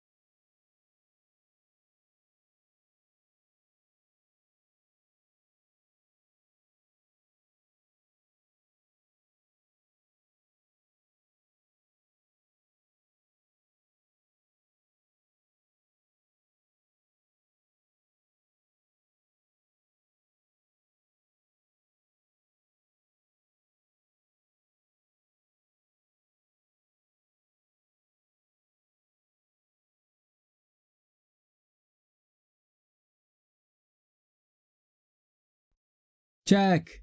I'm not entirely back yet. Oh, Sonny, this astral projecting thing is a little... Is everybody cool? Are we all back? Shall we get down to it? There was something I was thinking of going to say to you guys. You're just kind of slipping my mind. So, all right, let's get on with it. Everybody, let's get on. Herding cattle. The world is changing right now. You guys should be feeling, the full moon is tomorrow. So, or whenever the 7th is, the full moon's tomorrow. probably in a couple of hours, actually. So the question is, you guys should be feeling it. Things about yourselves, things you've been working on, things you've been working on, projects, you're going to start to find out how far along on these projects you are. Like that's it. So HellBeast moving on into a new life, he's going to find out what's happening with his latest, leg of the journey, so to speak. You're going to find that out. You'll find out secrets about people. That's the deal, and things will just pop out. I didn't know that store sold illegal boner pills, but now that I do. That's a full moon experience, if you ask me. It's, it's all that kind of nonsense stuff that's happening. Anyways, I think you'll find out more and more stuff about people. But I'm just warning you guys before we go on. Make sure that you're still responsible with what you're doing, right? Try not to go too crazy with whatever it is that you're doing. In addition with that, take everything that you hear in the media with a grain of salt. There's some nonsense happening. But, we have things to do. We have things to do. So it's best not to get wrapped up in all the nonsense in the world again. So that's it. I've stopped following basketball on a like I was really watching it. I was doing my astrological picks on the side here for it, but I've stopped following that. I find it a bit of the people, the guys, it's really not my thing. I'm also not following hockey because I think that's a little silly as well. We'll see what happens. We'll see what happens. I'm not following much these days, actually. Actually, what I'm doing is I'm studying a lot of music.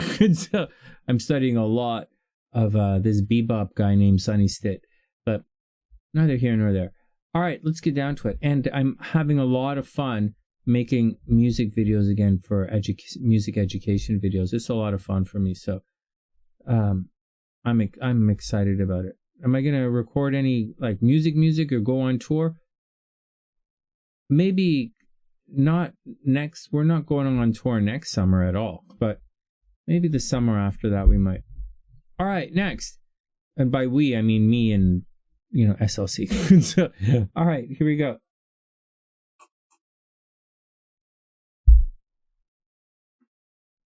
Okay,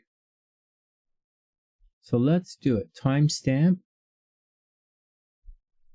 and we're going to look at Gina's chart.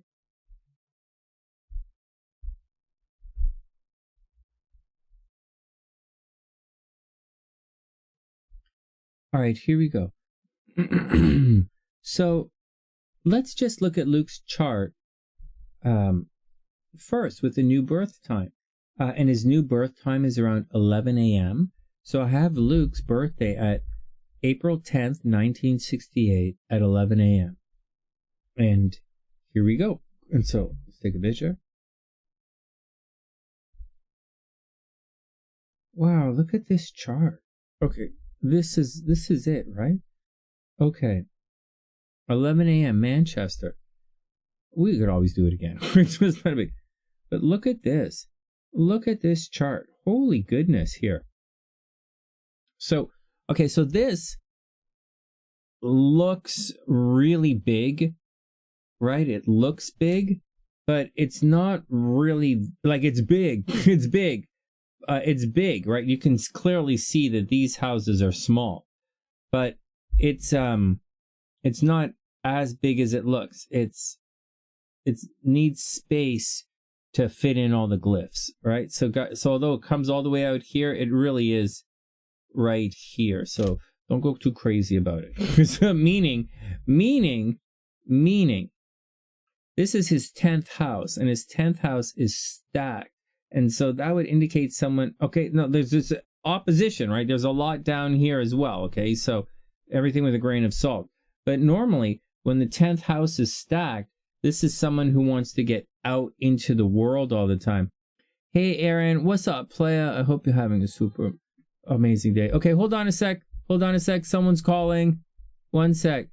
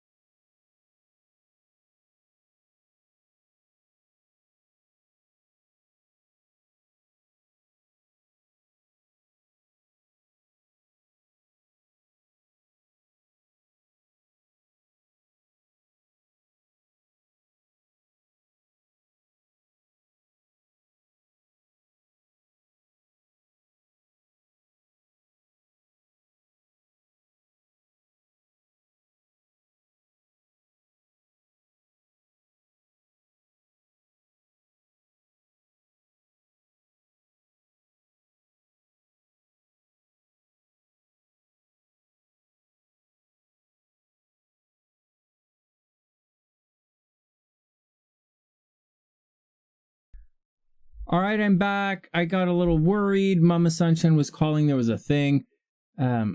She's following that election in the United States. So we went to the one in wherever the hell it is. So here we go. Gina's back up. Here we go. Here we go.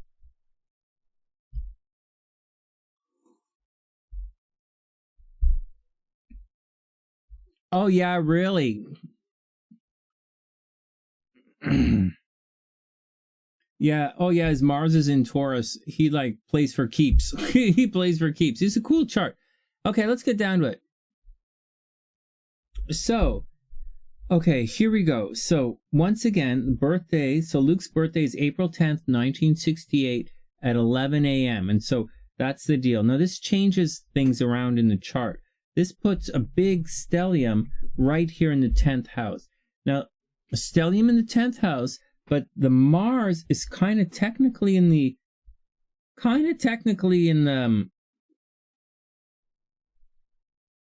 11th house here, although it's right on the cusp, right in the bottom. So, like, whatever. Okay, so now so this indicates someone who wants to spend a lot of time outside and like getting out, doing things. It can, and there's a lot, right? There's a lot of interaction with authority figures. Okay, so here we go. His 10th house is stacked. But it kind of arcs over a little bit, like it kind of arcs over a little bit, or not really. Yeah, because the Mars is kind of in the 11th house. Mars is in Taurus. Taurus is not the greatest place for Mars, but it doesn't really matter. It just means Mars is not necessarily that impulsive, although he's still going to feel it a lot. And his Mars is in Taurus, Mars is in the 11th house. He probably likes to build things for groups of people. And I don't mean like he likes to build like doors or like a picnic bench. It's not like that. Although even though it's in Taurus, it's not really. It's like it could be, but not really. It's more like this 11th house. It's taking care of things in a very practical way for people, or very practically dealing with groups of people. Like it's like doing a TV interview. It's like doing an interview, but it's more tangible than an interview.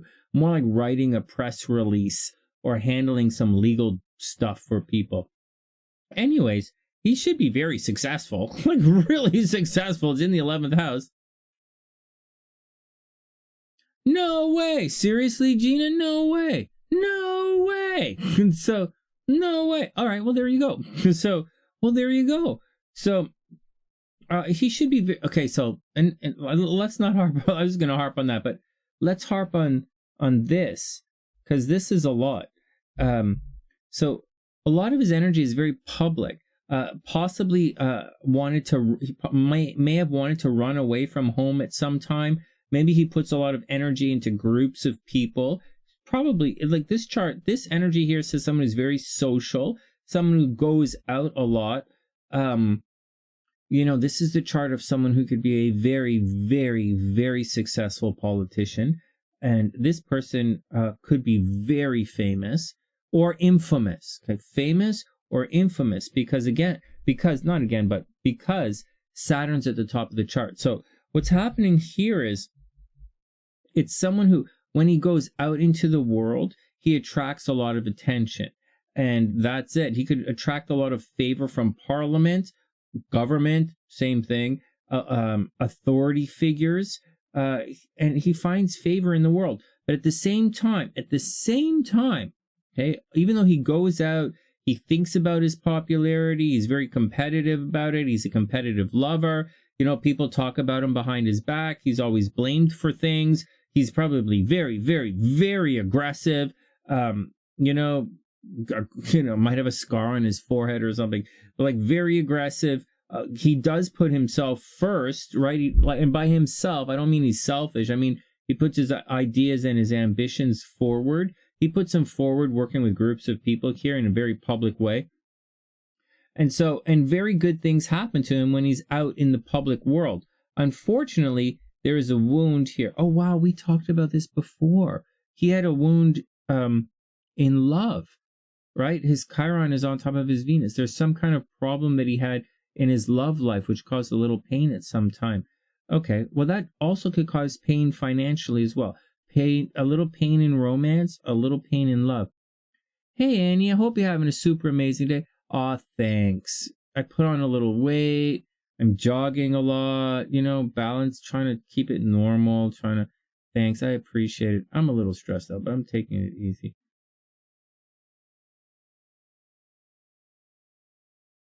Samantha, of course. We'll read your cards after we look at Gina's chart. Okay, so you guys ready? So here's where things get a little tricky. Oh, and Annie, thanks for all the donations. I do appreciate them. And Merry Christmas. If I don't get a chance to say it again, Merry Christmas. To everyone, to the kids, to everyone. Okay, here we go. Okay, so here we go. So Chiron is at the top of the chart, at the way top of the chart, because let's shrink this up. Although it looks like this is the top of the chart here, it's not. This is the top of the chart here. So Chiron is actually closest to the top of the chart, right? There's this is empty over here. And so it's until you get to the bottom of the chart where it's full. And so Chiron is the orb that's closest to the top of the chart. So he might come across, on one, he might come across as, so there's a wound there, and the wound can come across as he might get passed over, meaning authority figures seek his counsel, but he might have difficulty getting promoted. He should win a lot of awards. He should be very famous, and he should be a good politician. But there's a problem there. The Chiron is going to cause some wounds, and the wound isn't always oh no, it really hurts. It's not always a wound. A wound is the paperwork isn't there. They forget your name. They misspell your name. You get there, your name tag is missing. You go, everybody sees you, everything is cool, and and your name tag is missing, and you're like, what the fuck? Or your swag bag's not there, and you're like, what the fuck? Or there's some kind of bullshit happening. So always some kind of bullshit. Now, in addition to that, always some kind of bullshit, Saturn is right there as well. And Saturn, forget the North Node, okay? So Saturn alone there, it says wherever Saturn is in your chart, it's where you're tormented. Now, he's not the most private guy in the world, you know? If I looked at this and for me, I look at this and I'm going what the frig? I can't handle this, man. That's way too public. That's I gotta talk to people when I go out. People are gonna walk up and talk to me? What the hell? What the fuck? And so but he's in Aries, so he shouldn't be that stressed out about it. He probably embraces it and relishes it. In addition to that, anyways, wherever Saturn is, there's a tendency to become tormented. If Saturn, and it's also hard work, but it's kind of where you're tormented a little bit as well. And so all this publicity, although it's very good, when he walks out into the public world, people always looking at him. People are always talking about him. They're looking at him behind his back. They're talking about him behind his back. And he's always getting blamed for things he didn't do. And, it's torment. It's I don't know that it's paparazzi per se. I never really looked to see what paparazzi would look like in a chart. I will, because it's something that obviously I should look into. But I never really thought, I take it for granted. But I'm going to stop taking it for granted. But is tormented out in the public. And so, oh, thanks, Annie. That's really sweet. Oh, well, I'm trying to get in better. I'm trying to, well, it's stressful here, right? So we're taking it one step at a time. It's just me and my mom, All right, here we go. Okay, so you guys got that? So Saturn is there tormented, but there's more. So the sun, so Saturn is okay conjunct the North Node. It's one of the best planets to, if you're going to have something conjunct the North Node, Saturn is a good one to have. So, because the North Node is not grounded, and Saturn is going to add hard work and dedication to the North Node. So he probably puts a lot of thought into his public persona, and he puts a lot of thought into his career, and he puts a lot of thought into how he's seen publicly. I think he'd be a great politician, seriously. So, plus he'd be fun. All right, next on top. Okay, so that's the deal. The next thing is So the Saturn is good there. Adds a lot of discipline and hard work. On the negative side, the Sun is conjunct the North Node, and that's going to blow up the ego. That's someone who might have ego drama in their life. You know, though, like they're going to have all of this belief in themselves and not trust other people. But I think we talked about that before. And with Mars there, you're going to put yourself first. A lot of can-do energy, probably very aggressive. Not as aggressive as you would like be, oh, thanks, Annie, that's really sweet. I don't think you're like super aggressive, but like, you know, because, I mean, aggressive, yes, competitive, yes, but Mars is in Taurus, so you take your time. So there you go. Take your time and your strikes hit, right? You don't miss a lot of targets that you go after. All right, there you go. And it's all very, very publicly. You do a lot of stuff very publicly. On the other side, down at the bottom of the chart, oh my God. Well, you should be, look at this. Okay, so first, before we do the Jupiter, we'll look at the moon. And the moon in the second house, your money gets hot, cold. Oh, thanks, Annie. That's really sweet. And hey, Dr. P, I hope you're having an amazing, amazing day. Narcissist, well, I wouldn't go so far as to call him a narcissist. Because like I wouldn't go that far. So because like in someone unchecked, it could lead towards narcissism. Textbook, it can lead towards narcissism. But I think he's too self-critical to be a narcissist. Like his moon is in Virgo. He's very, very, very critical and can't always help himself. Like, he just can't. Like, he's just critical. He's critical of himself. He's probably critical of other people. He's with the new birth time, he's very critical about money. And money goes hot, cold. He probably counts every penny. Like, the moon is in Virgo. He counts penny. He takes account of things. All right, next. And so, there we go. So that's... So I wouldn't go as far and say narcissism. Narcissism is usually some kind of imbalance in the first house as well. Like sort of narcissistic tendencies. There's a lot at pushy Aries, right? But I wouldn't go so far and say he's like, I don't think he's stupid, I find a lot of narcissists are stupid. I don't think he's stupid. I think he's just I think he's okay. I think he's confident. I think he's loud and proud. But I think he hits strikes. I don't think he misses very often. Like, I think he takes his time. I think he's competitive and he can be impulsive, but I think when it counts, he takes his time. Over here, the moon is in Virgo, right? Very critical. He might like fitness, try and stay in shape.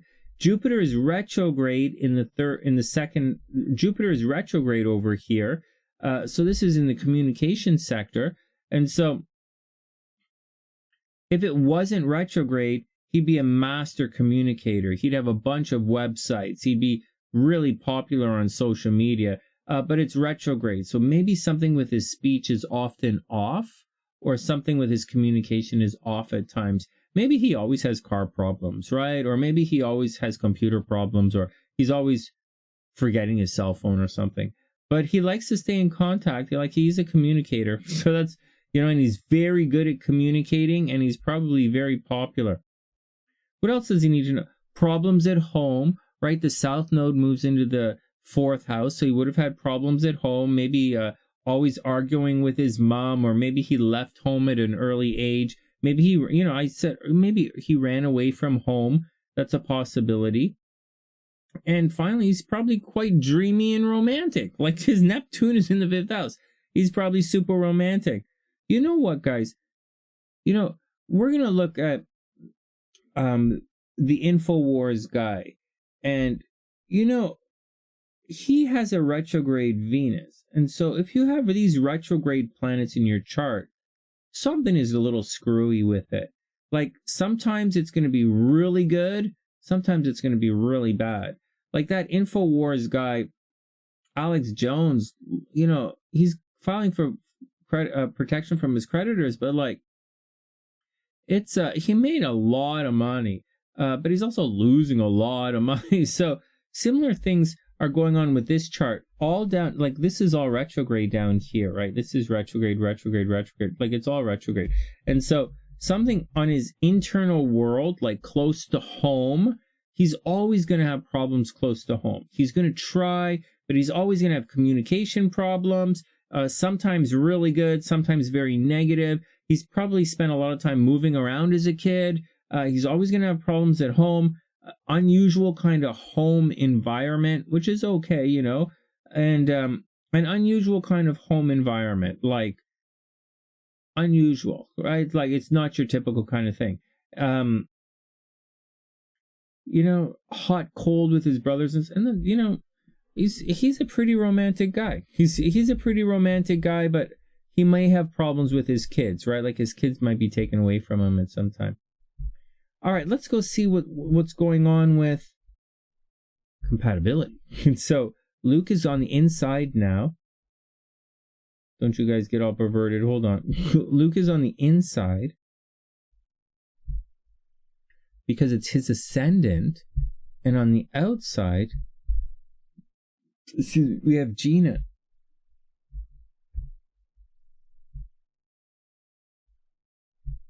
Hey, Annie, did you really like them? Seriously? Oh my God, if you like them, I'll do more. Oh yeah, we've looked at Kanye's chart. He's fucking mental. Good. I don't think Kanye is as mental as he seems.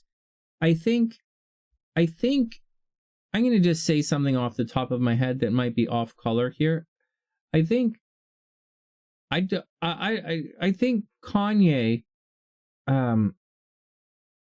like in Kanye's brain, like I think Kanye is getting fucked over right now by his ex-wife and his ex-wife's lawyer. I think Kanye is a dad, is a guy who got divorced, and the lawyers or whoever it was completely fucking over Kanye, completely. And but at the same time, he's saying and doing some really stupid things. But at the same time, he has no hope against a family as strong as the Kardashians. Are you gonna pick sending those kids with Kanye, who's a fucking mental rock? Forget about mental. He's a musician. He's a rock star. You gonna put the kids with a rock star, or are you gonna put the kids with a family? Like, so, like, Kanye was fucked from the start, and he's still fucked. And I think because he's getting fucked by a bunch of lawyers, I think in his brain he's associating these people that's fucking up his life with Jewish people. And I think I think that's what's making him go crazy. I know it's a reach, and I know it's a little fucked up, but I've seen dads go fucking mental when they get divorced and can't see their kids. It's really funny. They should be like me. I don't give a shit anymore. I used to really care, but now I don't give a shit. So that's what I think, guys. I don't really know, but that's my two little conspiracy theory cents. But Kanye West is a Gemini. He's going through Gemini problems. All right, let's get back to Gina's chart. Like, he's definitely going through the bullshit right now. But you'll see, I'm not sure if he has it in his chart, but some of these guys have on a very technical, like astrological, technical, boom, according to the textbook, that they're gonna have problems in love and money at certain times. You know, maybe Kanye's going through one of them. You know, the retrograde, this retrograde Mars it's affecting Geminis in quite an interesting way, right? So, you know, there we go. All right, now let's get back to Gina and her guy here. Come on. HellBeast, marriage is the absolute best thing you could ever do. Oh, Joseph. Hey. Oh, Joseph, you're my buddy Joseph, the guitar player. Joe, that's Joe, is that you? You didn't get effed over by lawyers, did you?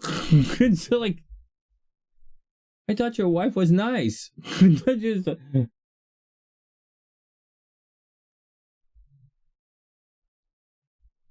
Oh man, I knew more people than I realized. Okay, well, I own the studio. Okay, next.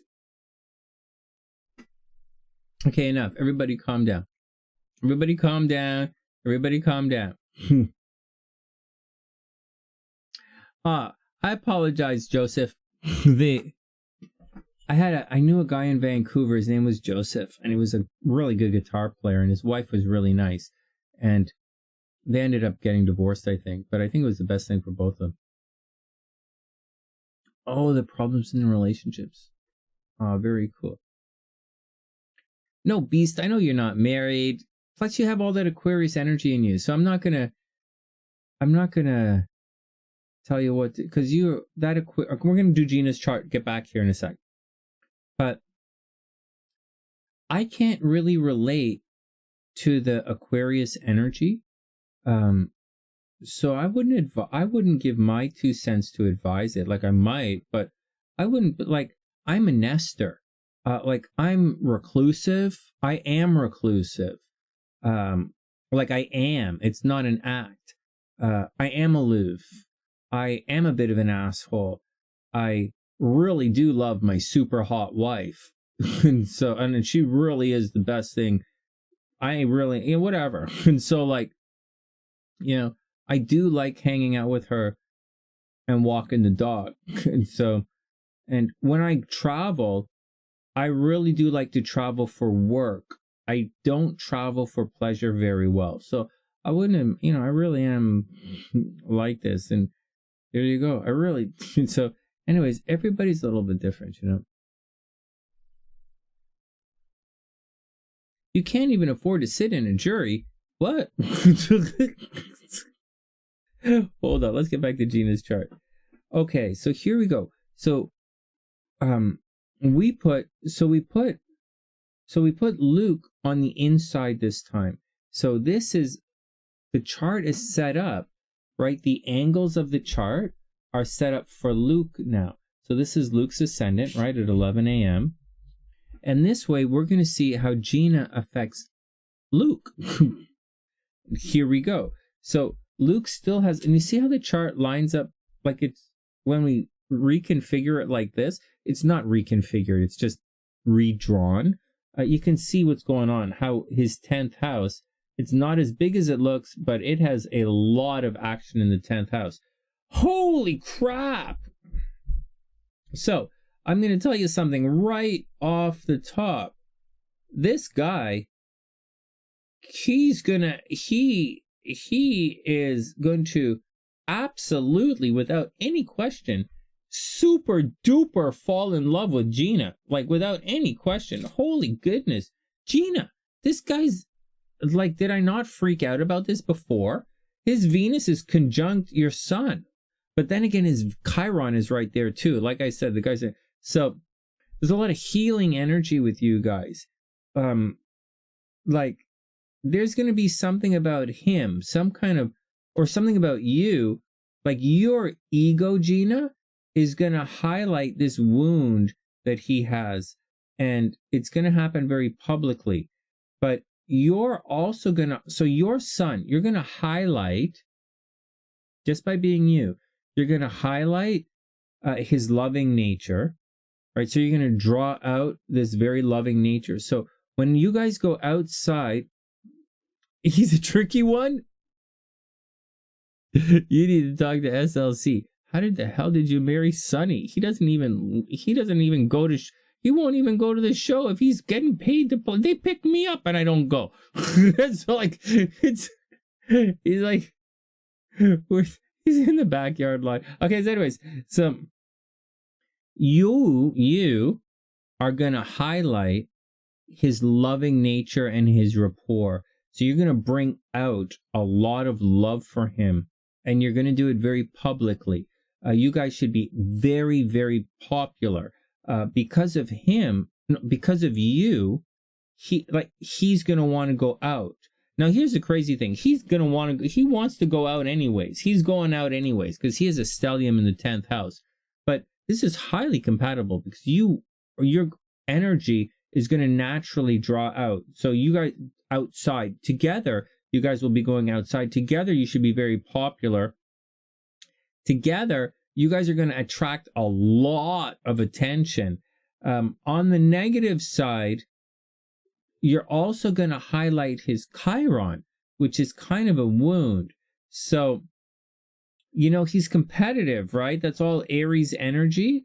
So, you know, he has to be cool with, like, you know, guys, you know, looking at you. You know, he's going to have to be cool with guys, like, talking about you. You know, he brings a lot of, you know, talking to you, not about you, walking up and talking to you. Now, he attracts a lot of attention, but you're going to attract a lot of attention as well. You're also going to bring a lot of attention to him. But again, you guys, he's stacked in this part of the chart that you're highlighting. So together, you guys are going to extra highlight this publicity thing. It's pretty neat. It's he really wants to get together with you. He does. His Venus is there. He's not going to want to let you go. Oh my God. And his Chiron, your Chiron is conjunct his Saturn.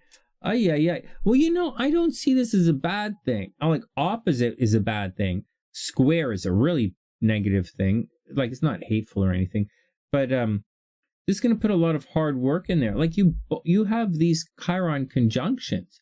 It's very powerful conjunctions. And so this is a powerful relationship. Like, you got to, like, there might be a bit of fear in the relationship because it is Chiron, a little bit of fear, a little bit of wounding.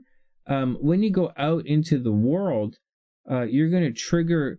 So, Gina, when you guys go outside, you guys are going to trigger each other's insecurities when you go outside. When you go outside, sometimes screwy things might happen out in the public. Like,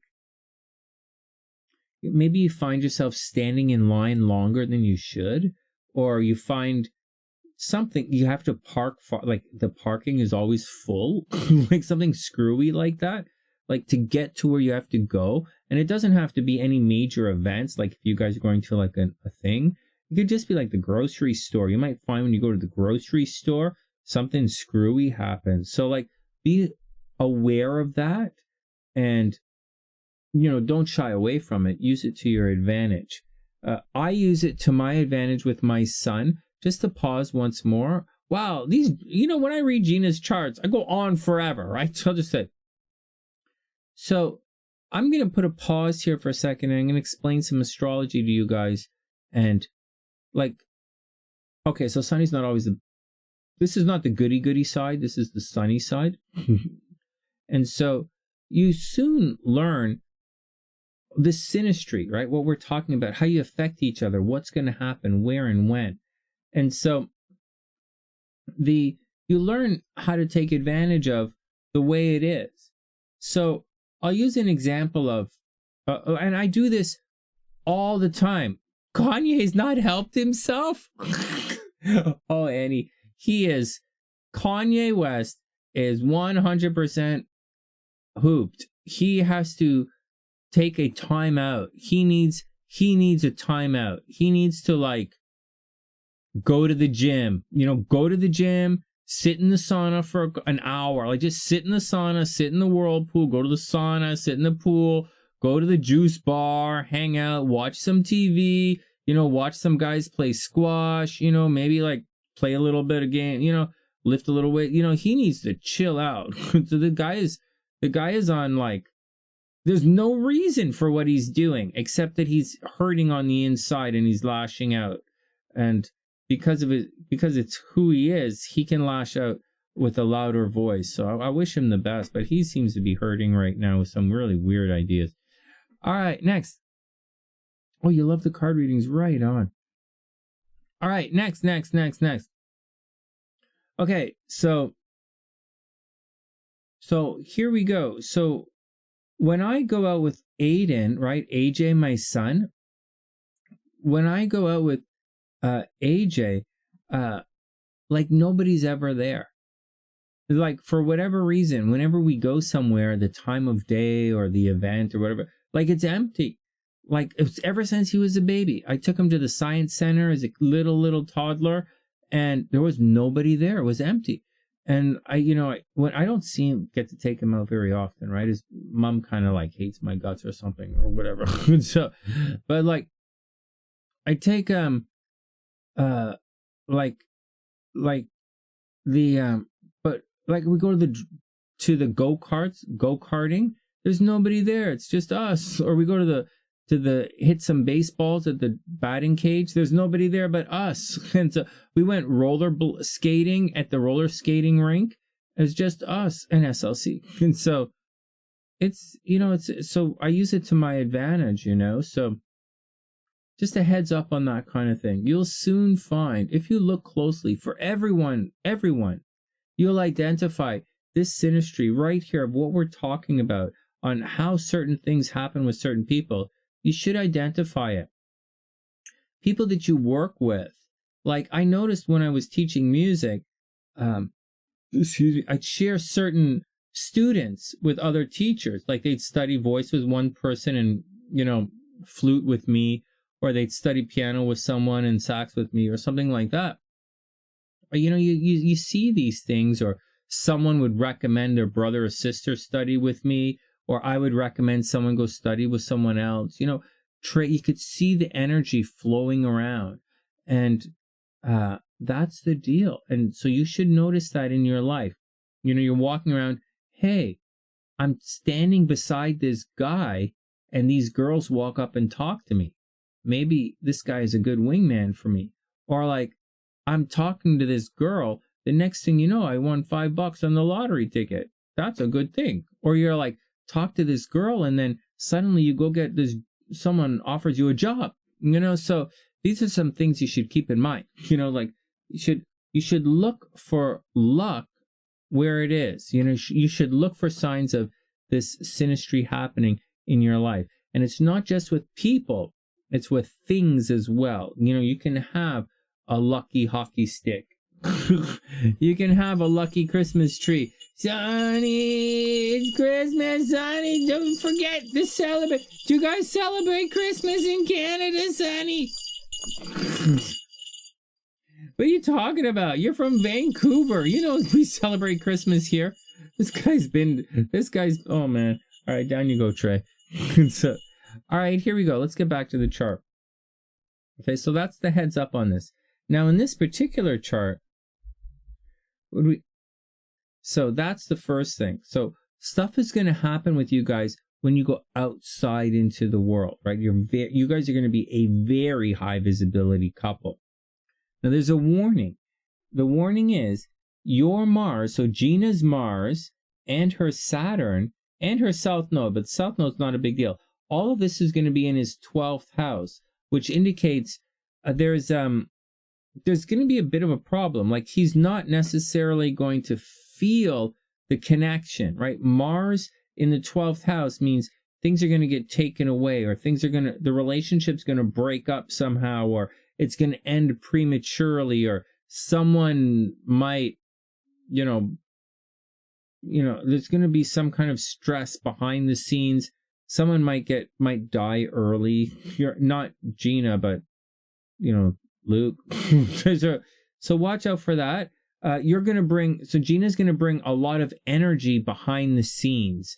So Luke is going to find himself doing a lot of stuff behind the scenes right now, like a lot of stuff, like paperwork behind the scenes, or a lot of taking care of things, getting ready. But he's going to be spending a lot of time doing all this running around stuff, taking care of business because of Gina. There's also a possibility that because of Gina, he might get into a lot of legal battles, or he might end up with some secret haters.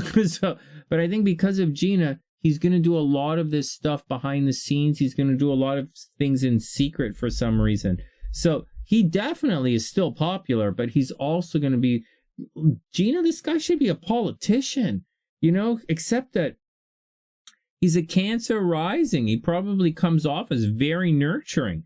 You guys are lucky together, but you guys are going to be lucky together. He should be a politician. He might have problems with his words, though, right? Like, his Mercury's not retrograde or anything, but like his Jupiter's retrograde in the 3rd house. He could fuck things up a little bit sometimes. you know, like all of this at home is all fucked up. Like all of this is retrograde at the bottom of the chart. But like, that's the deal. You guys, you know, problems at home, like your Pluto is going to cause problems with his home life, but that's okay, whatever. You know, Uranus is coming in here, unexpected stuff. You guys have to watch out that for unexpected pregnancies, you know, how old is he? You're 74, he's a 68. Okay, well, yeah, watch it. You guys aren't going to get pregnant. We'll watch out for it. You know, you guys should have a lot of fun and a lot of romance. Gina, you're bringing the fun. Believe it or not, you're going to bring the fun. The Uranus is right. You're going to bring fun, creativity. You guys don't want to have kids. It's going to be fine. That's the deal. Health is probably pretty good. See Gina's North Node is in his 6th house. So maybe Gina, you guys are probably going to walk a lot, like go walking, like a promenade. Go do some fit. You guys are probably going to be physical because of Gina. Luke is suddenly going to become physical. Shared resources is really good. So you guys should make a lot of money together. You guys really should make money together. And I'll tell you something else. Because of Gina, there's a strong possibility that, look, the 9th house right here, look, travel. Because of Gina, Luke's probably going to travel, like seriously, the moon, Mercury, Jupiter, like a lot. So there you go, guys. There you go, Gina. So like, you know, he's going to put a lot of energy behind the scenes. This doesn't always mean arguing and fighting and being passive aggressive. He could be like, buy you flowers in secret or buy you secret gifts. You know, he's doing stuff for you behind the scenes in secret, which is kind of cute. Because of Gina, he can be quite financially successful. Gina's probably going to introduce him to a lot of people. And because of Gina, he's probably going to travel a lot. Just find out. You guys are going to be very public and high visibility. You'll probably go out a lot. And when you're out, you'll attract a lot of attention.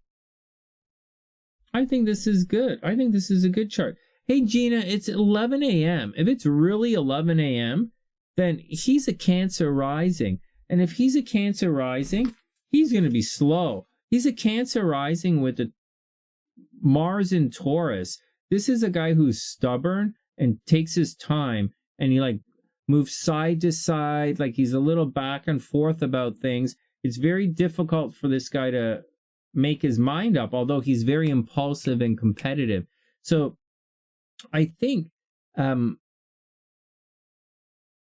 you are going to have to be a little pushy with him, because although he's an Aries with a lot of Aries energy, I think he has a lot of he has a little bit of take his time in this chart with like the Taurus and the Cancer. So that's what I think. Yep. His South Node is in Libra. He's probably a really nice guy. Like nice. You're right. Maybe a little bit of an ego, but he doesn't trust other people. And I think he's successful enough not to. His ego is okay. But that's what I think, Gina. This is I like it. I like looking at your charts.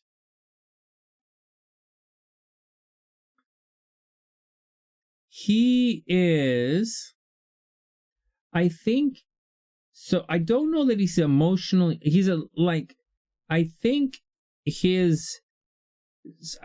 so his moon is in Virgo. So it's not necessarily that he's emotionally unavailable. It's that maybe a little emotionally unavailable, you know, like let's not forget that I don't know. I like, you know, sometimes I miss the point, right? So emotionally unavailable. I don't want to say anything bad about anybody. His moon is in Virgo. It's pretty close to his Pluto and his Uranus. Emotionally unavailable. Like he does, like his Saturn is up against his sun. You know, he's going to restrict things. He's a very critical guy. Health conscious, nice. Like I like him, but you know, health conscious because of super critical. I guess it's emotionally unavailable. but he's not secretive. You know, Gina, it's not just that he's, you know, sometimes emotionally unavailable is he's doesn't communicate his emotions very well. And he doesn't communicate his emotions very well. Like, he doesn't communicate anything very well. But he is a Cancer rising. So I would think, so, you know, Gina, if he's not so good with the words, watch his actions, because he might come across as a bit passive aggressive. You might, although, okay, he's a total Aries, 20 degrees. Come on, man. Like, that's Aries. But like this Cancer rising, try looking at him through the lens of a Cancer and recognize the Cancers don't really express themselves very well verbally to begin with. Like, they don't have a neck, right? Crabs don't have a neck. So they're like renowned for like no vocal cords. That's why I tease them all the time.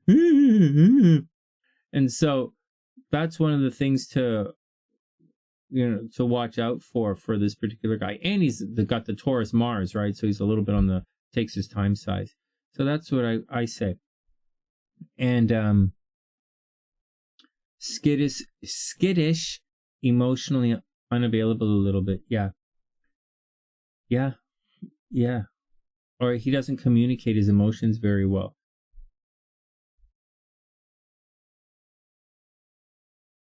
I don't get it, man. I don't get these, because like, you guys, my SunnySiders, you guys are the coolest people on the planet. I don't know why all these guys have like cold feet. It's like, it just like doesn't get it. I just don't get it. SLC was a SunnySider. When I met her, I did everything in my power to get my ass to Chicago. And so I don't know what's wrong with these guys, but that's what's going on. Holy shit, 40 minutes. All right, time to move on. All right, guys. So there you go. I think I'm... Oh, will he pursue you?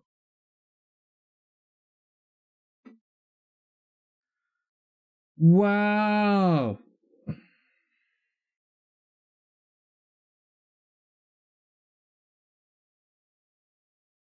Yeah, I think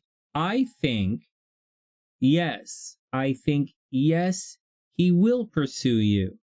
But I think he's slow. He's gonna be slow. His Mars is in the slowest sign. So he shouldn't really be afraid, right? But his ascendant is very slow. Very, very, very slow.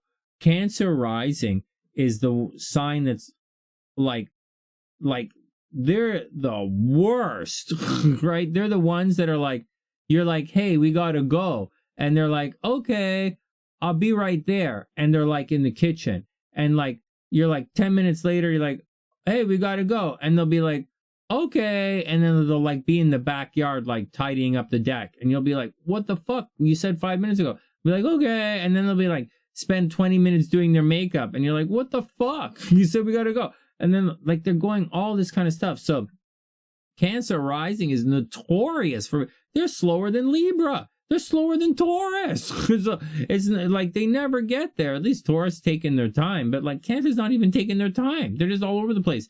So keep that in mind, right? So be attentive of that, and you know, notice those signs. You're gonna have to wait there. And then he has the Taurus, right? And the Taurus takes his time. Very deliberate. Taurus is very deliberate. Do I think he's gonna chase you? I do think he's gonna. No, I think he's gonna chase you in secret. Gina, I think he's going to chase you in secret. I think everything he does for you is going to be in secret. Everything is going to be behind the scenes. I know you'll be 80 years old, but you know what? You just have to challenge him. This guy is not like a Scorpio. You're not going to offend him. He's not like he isn't a real Cancer. You're not going to like freak him out.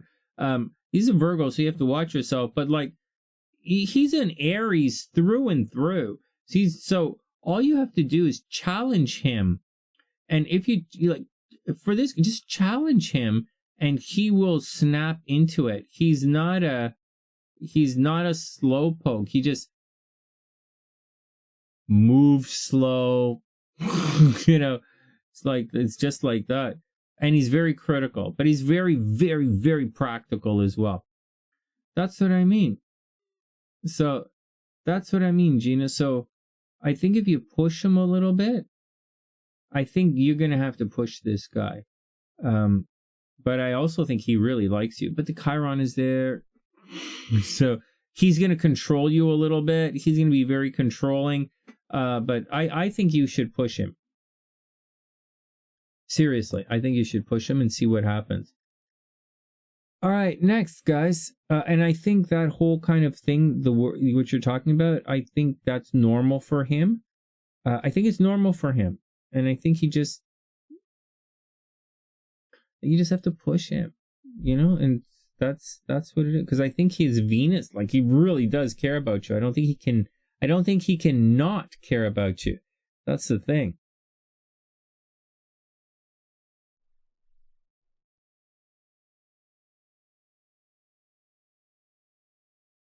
Yeah, this is okay.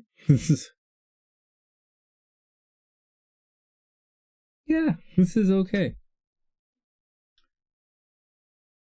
What are you guys talking about?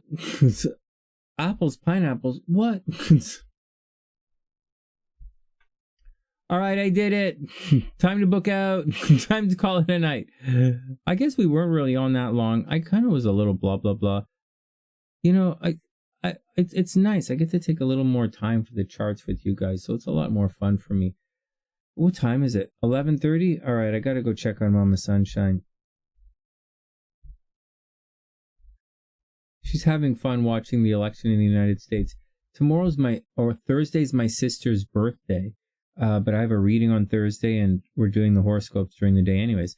But Thursday night, I have it booked. Whenever it comes out, I'm gonna watch the Meghan and Harry Netflix thing with Mama Sunshine. She loves those guys. She doesn't like Meghan and Harry, but she likes watching the royals. So I'm gonna I'll binge watch with Mama Sunshine. Hey Lise, what's up? I hope you're having a beautiful day. And Navi just finished work. What? And Beast is free. No, we'll do your reading right now, Beast. Is that what you wanted? Did you want a tarot card reading, Beast?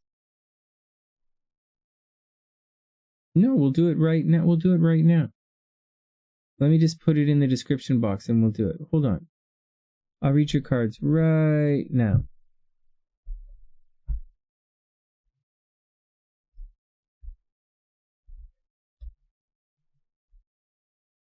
All right, here we go. You're sick? Still sick? What? All right, hold on. Here we go. Beast is up.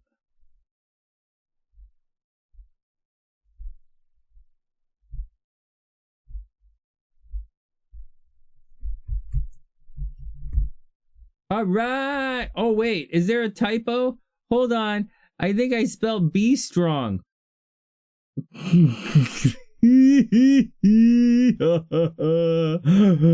SLC's still not watching. All right, Beast, you're up. Hold on. All right, everybody stop. Everybody calm down.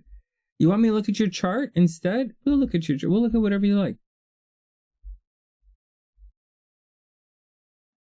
Beast, you want me to take a pass at your chart and see what's going on? We have it right. I don't know what it's doing over there, but we have it right here. Yeah, Elise, it's going to be fun. I think it's going to be fun. Let me pull up HellBeast.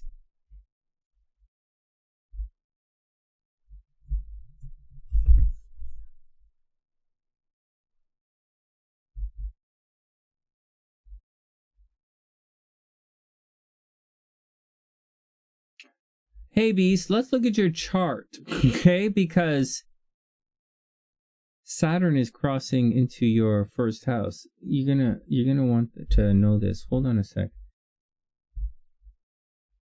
See right here?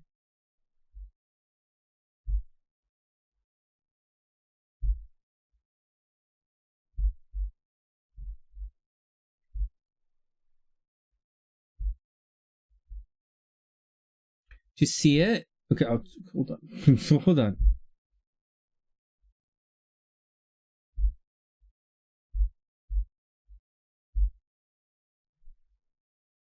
Wow, Beast. Oh, I'm glad actually we're looking at your chart. Check this out. Hey, HellBeast, be careful, man. Look at this. Look at this. Watch this. This is actually a good idea. Watch this. Okay, so HellBeast is up.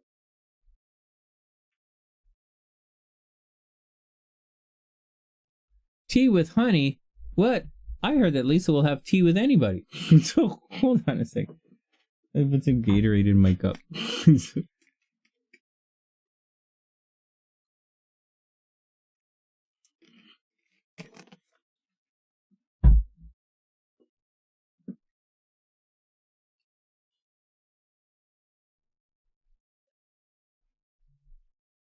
Man, I love studying music, you know? I don't particularly like gigging in clubs every night, but I do love practicing music. Although I really used to love playing in jazz trios at weddings. I loved playing in jazz trios at weddings. It was fun. It was a lot of fun. You know, a cocktail hour where there's no stress. People are just walking in and walking out. It was a lot of fun. Daniela, it's great to see you. I'm no kidding. Geminis are not necessarily surviving so well. Hold on, guys. Beast, hold on. We'll do your cards in a sec. There's timestamps in. I just have to get Lisa's cards. Lisa's guest for tomorrow. And Daniela, if you get a chance, let's guess your cards for tomorrow as well. Lisa, tomorrow.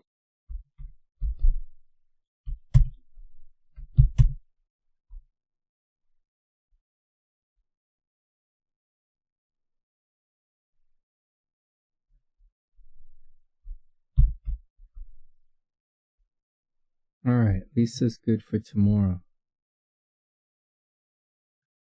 TN won today. She was on fire. She was amazing. Okay, here we go. Oh, here we go.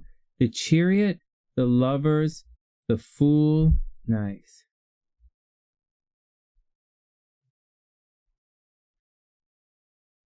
The Chariot, the Lovers, and the Fool. That's what everyone was picking, you know. Okay, Daniela. Tomorrow.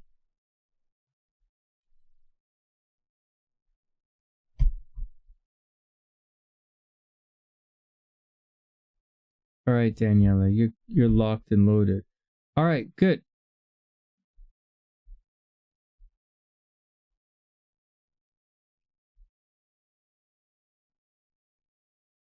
All right, Beast, you're up. Okay, so Beast, check this out. Okay, everybody calm down for a sec. We're going to check out HellBeast's card for a second. And they, his chart, sorry. Okay, so here we go. Hey, Beast, check this out. So, like, you have it a little extra rough, but it's a little okay at the same time, but a little rough as well. So a couple of things. So, there's a lot of things. So first, there's a little bit of good. So first, the sun is highlighting your Jupiter at the top of your chart. You should be very, very lucky right now. You should be very high visibility, like very. Like say you were to release a song right now, Beast. If you were to release a song, that would be very popular right now. Or if you did some kind of like, I don't know, some kind of OnlyFans jerk off thing, it would be really popular right now. So, like, I'm just saying, very high visibility, very popular, very, very lucky right now. And you're lucky, popular. Oh, I got you, Daniela. Let me grab Daniela's magician here. So you're very popular, lucky. Let me just put one sec, guys. Let me just get Daniela all set for tomorrow. Thanks, Daniela. A little bit of extra rough. What? Okay. Anyway, super lucky. Maybe go buy a lottery ticket. Maybe go buy a lottery ticket. Okay. Next. Okay, so that's the first thing. That's really good.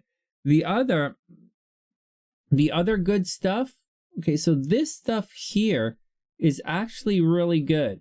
So you should be very popular right now. You should be popular. You should be high visibility. If you want to be reclusive, now's not the time. This is like, if you go to the gym, it's going to be busy and people are going to walk up and say hello. If you go to like the grocery store, there's going to be a line, right? Like it's like, if you go to the massage parlor, they're going to like clock you. So like, it's just be careful. You know, you're busy. Like everywhere you go, you're attracting a lot of people. So you need to, you know, keep a heads up about that and really, you know, stay on target with it. Stay on point. It's very, very good time for a new job. Hey, right on, Daniela. I'm gonna take those pics and I'm gonna use them for tomorrow for you. Okay, B. So very popular right now. Great time for a new job. Just great. Very, very good. Okay, now here's where things are gonna get a little bit screwy. So Pluto is causing a little bit of a dance behind the scenes. So in spite of everything and all of our goofing around and laughing, not everything is going to be work out. Like there is stuff that's hidden, stuff that's behind the scenes. There's a big change happening behind the scenes. Something very powerful and unexpected is happening right now that's outside of your control. You might be blamed for something that's not your fault, or something you damned if you do, damned if you don't, happening in the background against you. There's nothing you can do. It's like your dad giving all his money to your stepmom. You can't do nothing about that. So, or it's like more than likely someone is going to fuck you over behind the scenes in a very unexpected way, and there's just nothing you can do about it. So like, that's what's happening right now. But then you're going to chill out and not stress it out. You went through a similar thing you went through a similar thing back in the spring or at the beginning of 2022. Like February, March, you went through a similar thing. All right. Now, Saturn is absolutely crossing your ascendant. So this is going to put you in a lot more control of your life. You should be a lot more focused and a lot more disciplined. You will also exhibit a lot of leadership characteristics moving forward. So major heads up with all of that. Saturn return, we'll talk about it some other time. You're not really that close to your Saturn return yet. All right, so here we go. So once again, popular, you're very high visibility. So that's really good. Love is waiting for you outside. There's no reason to stay home. The more popular you are, the more you put yourself out there, the more chance you'll have of finding love and money. So if you're looking for money, you have to get out there as well. Mars is at the bottom of your chart here. Strong possibility you're moving. Mars is retrograde here, so the move is not smooth, right? You're going back to some kind of problems. Maybe you moved and you had to move again, or maybe there was a problem with the move, or maybe there's a rent increase that you're going through right now, or maybe the windows are broken, or you didn't get what you wanted, or someone's just not paying their part of the rent, right? Some kind of nonsense. So watch out for that. Uranus, right? Still retrograde over here in your third house. Weird kind of communication problems. Whatever. You know, it's not much you can do about it. It's going to go direct and it'll sort yourself out soon enough. The North Node is just entering right now into your money sector down here. This should make things pretty good for you financially, you know, Beast. Just don't take it for granted. Okay? It's the North Node, right? So don't take the North Node for granted, but money should be pretty good for you. So just take it all with a grain of salt. Just take it all with a grain of salt. There's more coming. Like, there's going to be something unexpected. Hey, Bree, what's up? Beast, there's going to be some kind of unexpected nonsense happening with your money. Not today, right? Like next summer, something screwy is going to happen with your money. But for now, it's okay. All right. But if I were you, I would work my ass off towards getting a new job. You'll find that next year, you're going to get a new job. Like, you're going to walk right into a new career next year. So if I would like focus on it, I would look for, I'm all about that, right, guys? I'm all about looking for opportunities in daily life. I'm all about looking for this serendipitous action that's happening. That's what I'm all about, looking for the luck. There's love in your chart every day if you know where to look, right? And trying to, just find it. Yeah, Bree, we can do another reading, no problem. They're $35. Just hit the PayPal link and when you in the description box, and when you do, just make sure you type in all the information or you type it into the chat. Love life has been extra screwy. Where's your love life? Well, what are you going to do? So, your love life is a little extra screwy, but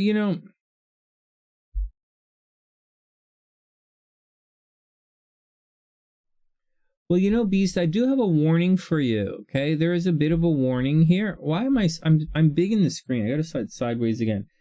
So you're going to go through this thing, and everybody take it with a grain of salt. Beast, you're going to go through this thing where you're going to have Saturn in a couple of, in a couple of months, soon, Saturn is going to square for real, it's going to square your Venus, and it's going to square your Pluto.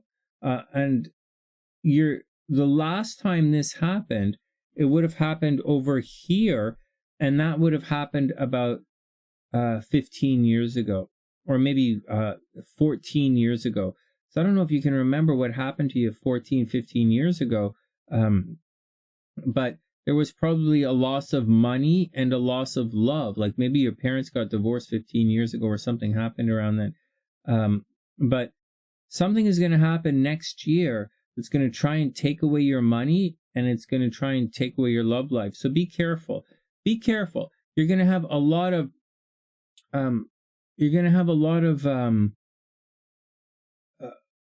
energy going through these parts of your chart. Like big money change is coming your way, but at the same time, things can get very expensive. Oh, that's okay, Beast. Don't worry about it. Oh, it's too late now, but that's okay.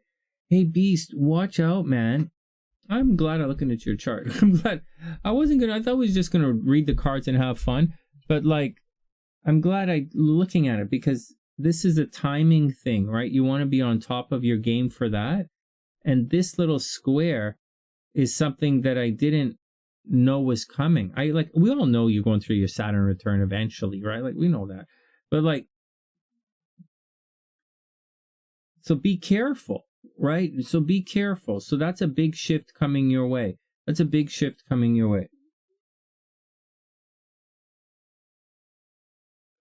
What else? Sorry.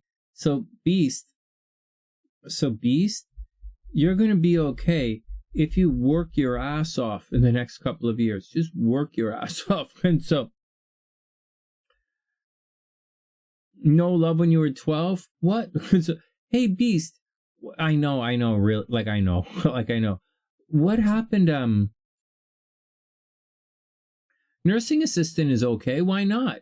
That's not a long course, is it? There's just, what do? You take the CNA and then you go for it?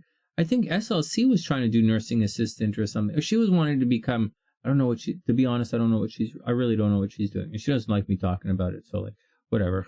So but there we go, Beast.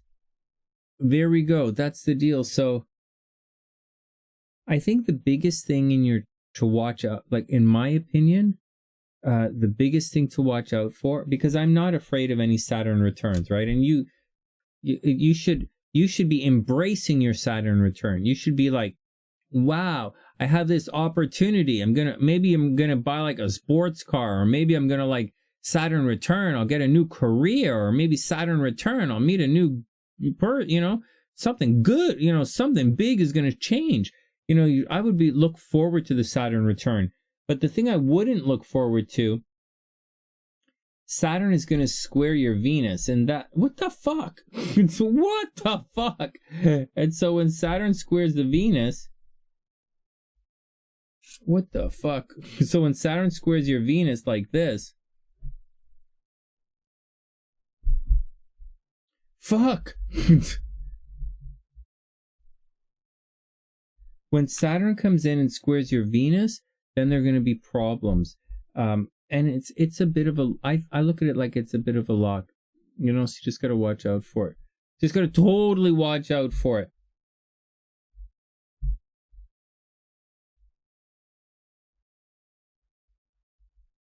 But it's not happening today. It's going to happen. Oh, geez. Do you see that? Do you see that? Wait, what? It happens sooner than you think. Watch this. See, this is why I'm bringing it up. Hey, Beast, so it's going to happen in February. Do you see that? 27 degrees.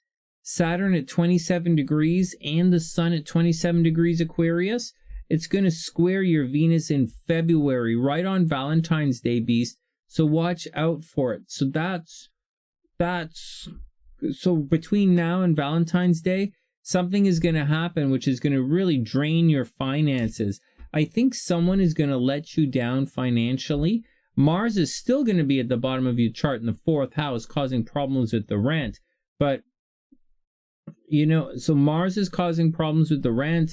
There's some South Node, maybe problems with your credit card, maybe not. Saturn and the Sun right here in your 1st house, you know, you're going to be, you know, very withdrawn. You're still not going through the Saturn return yet, but at this time, you know, Neptune is conjunct Venus. You're going to look really good. But in the spring, Beast, you absolutely have to watch out. That's when it's going to, you're going to feel the bite. You know, you're going to feel the financial bite and you're going to feel the love bite. But after Valentine's Day, life gets a lot better.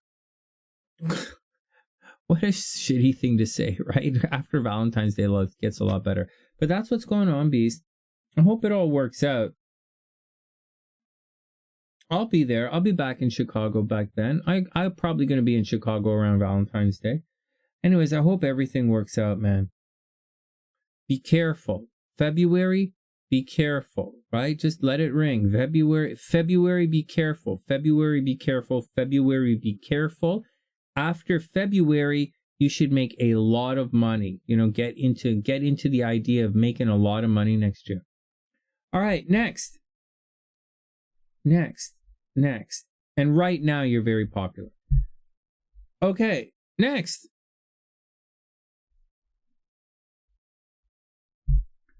Hold on. I have to grab Bree's chart.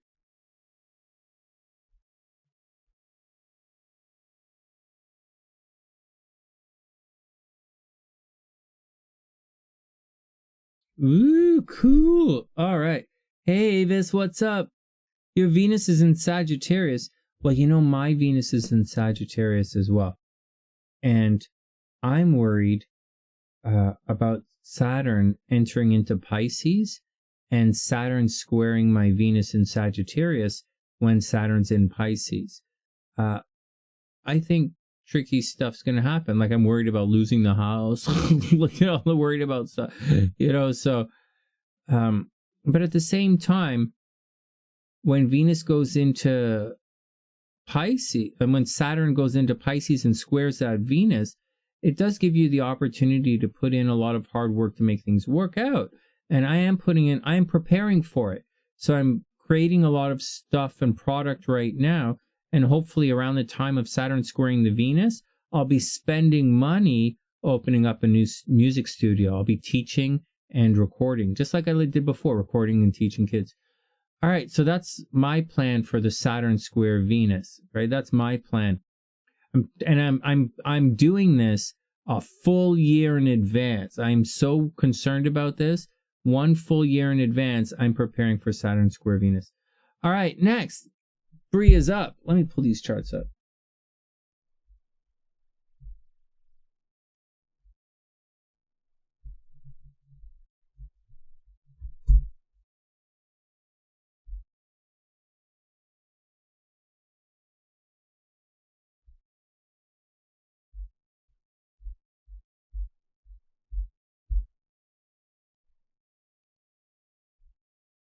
One sec.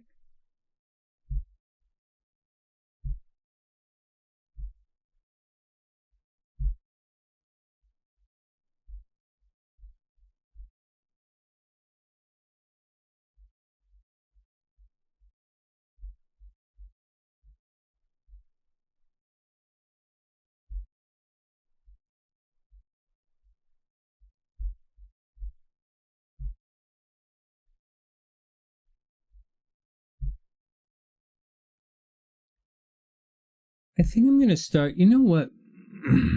I think I'm going to start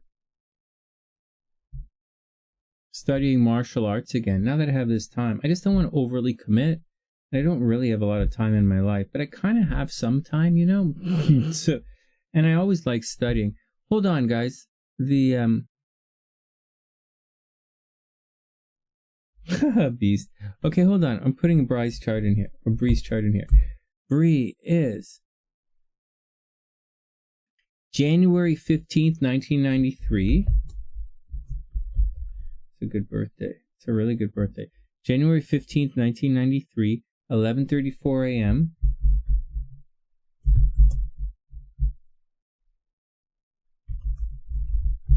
in Cape Coral, Florida. There we go. January 15th, 1993, 8:34 p.m. a.m. Cape Coral, Florida. Okay, I've got it. That's Bree. Save her chart.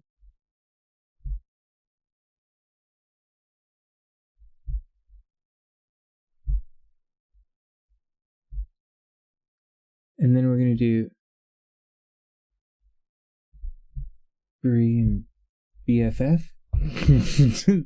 And his chart is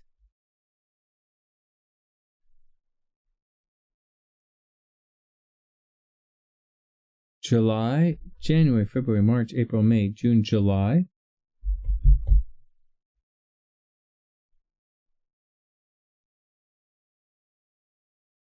July 3rd, 1989. July 3rd, 1989. No birth time, so I'm going to put it at 6 a.m. And he's in Belgrade. Belgrade. Serbia. Alright, we did it. Okay, let's see. Let me adjust his chart first. I'll make it a little earlier. Because it's a little chunky like this. It's difficult a little for me to read. I'm going to make it a little earlier.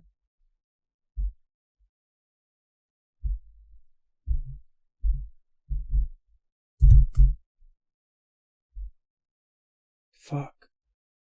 A little earlier.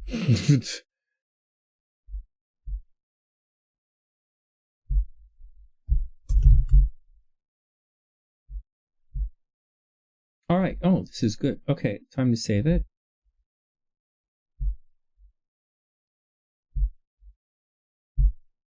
All right, you guys ready? 11:34 a.m. I got you. 11:34 a.m. No, it's all cool. It's all cool. Avis, what happened? Your boyfriend already ghosted you? What? He ghosted you before Christmas? Playa. That's some hard kind of love. Well, if he needs it, I know where he can get the one shot. Yeah. All natural. Oh my god. Okay, stop it. Calm down. Like I would, like whatever.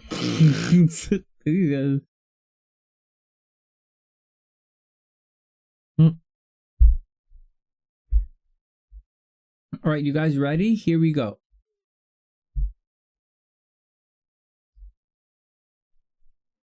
Timestamps, then we'll go.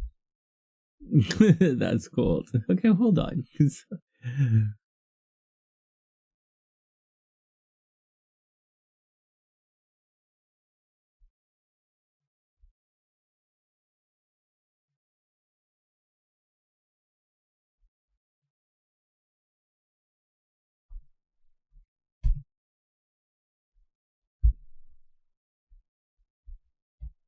All right, Bree, you're up. Timestamp in the description box. What's up?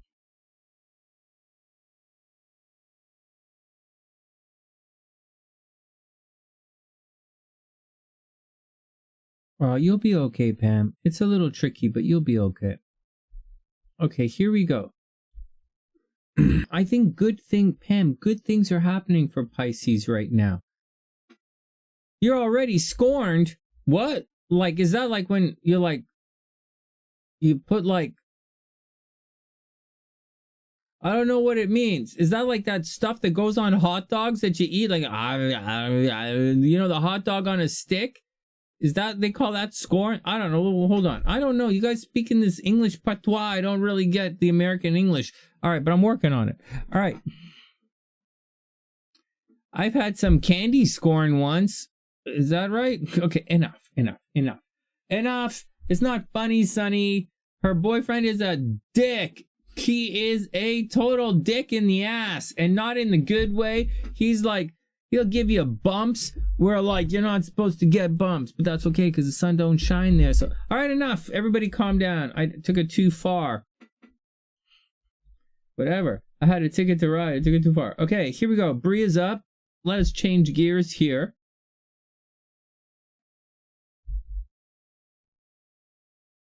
What the f... All right, Bree, let's check your guy out and see what's going on.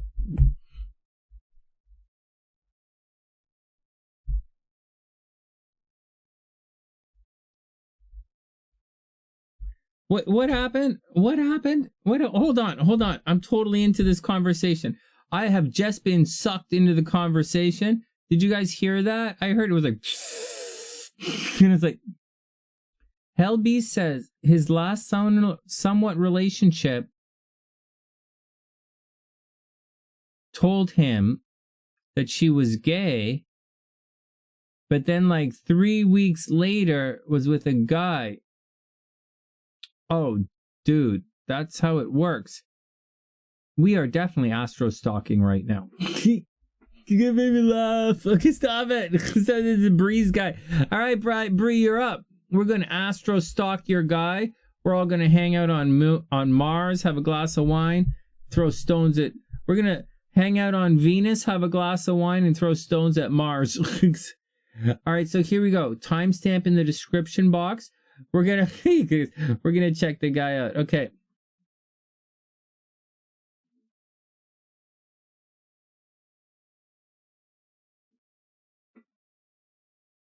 Oh yeah, Disco was very painful when Disco died. It hurt. No, I know. I feel you, Beast. I didn't feel you until you compared it to Disco dying, but now that you do, it resonates. Stop it. All right, everybody, stop. Be silly. But all right, everybody, chill out. Okay, stop. All right, I'm not gonna say anything about it because I know it's a difficult situation. Okay, Bree's up. Okay, so we don't have this guy's birth time. Okay, so here we go. So this is Bree's BFF. All right, this is the new guy, the BFF. Let's say new guy instead. Let's say BFF instead of just new guy. Right? That's what we're going through. Timestamps in the description. So first thing you're going to want to know is, first thing you're going to want to like just totally notice, like, so he's like a super Cancer, like, but this is a guy's chart. So I don't know if this is good or bad as like a thing.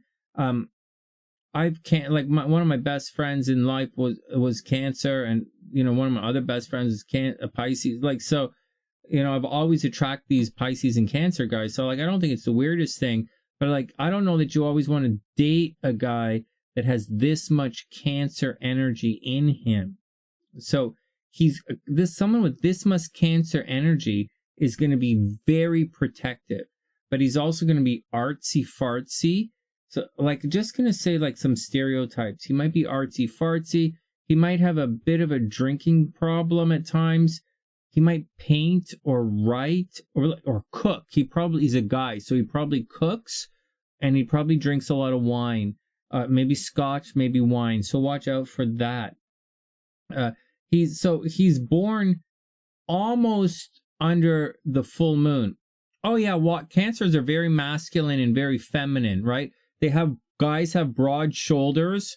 They do, like, these broad shoulders, and the women are ridiculously sexy. So like, no, I get it.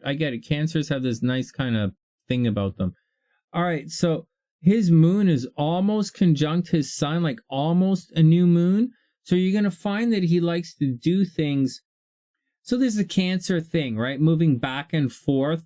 He's clearly not direct in any way, shape, or form. Like, he's always kind of oscillating, takes his time, very, very romantic, very creative, very nurturing. but he probably does things just a little in advance, almost like he's psychic. Not in advance like he's in Aries, he's like rushing into things. More like he might show up a day early for things by accident, like, which is a very not Cancer thing to do. Cancer always shows up late. Always. Cancer is the worst sign for Cancer is one of the worst. The only thing worse than a Cancer is like a Libra rising. They're so late. But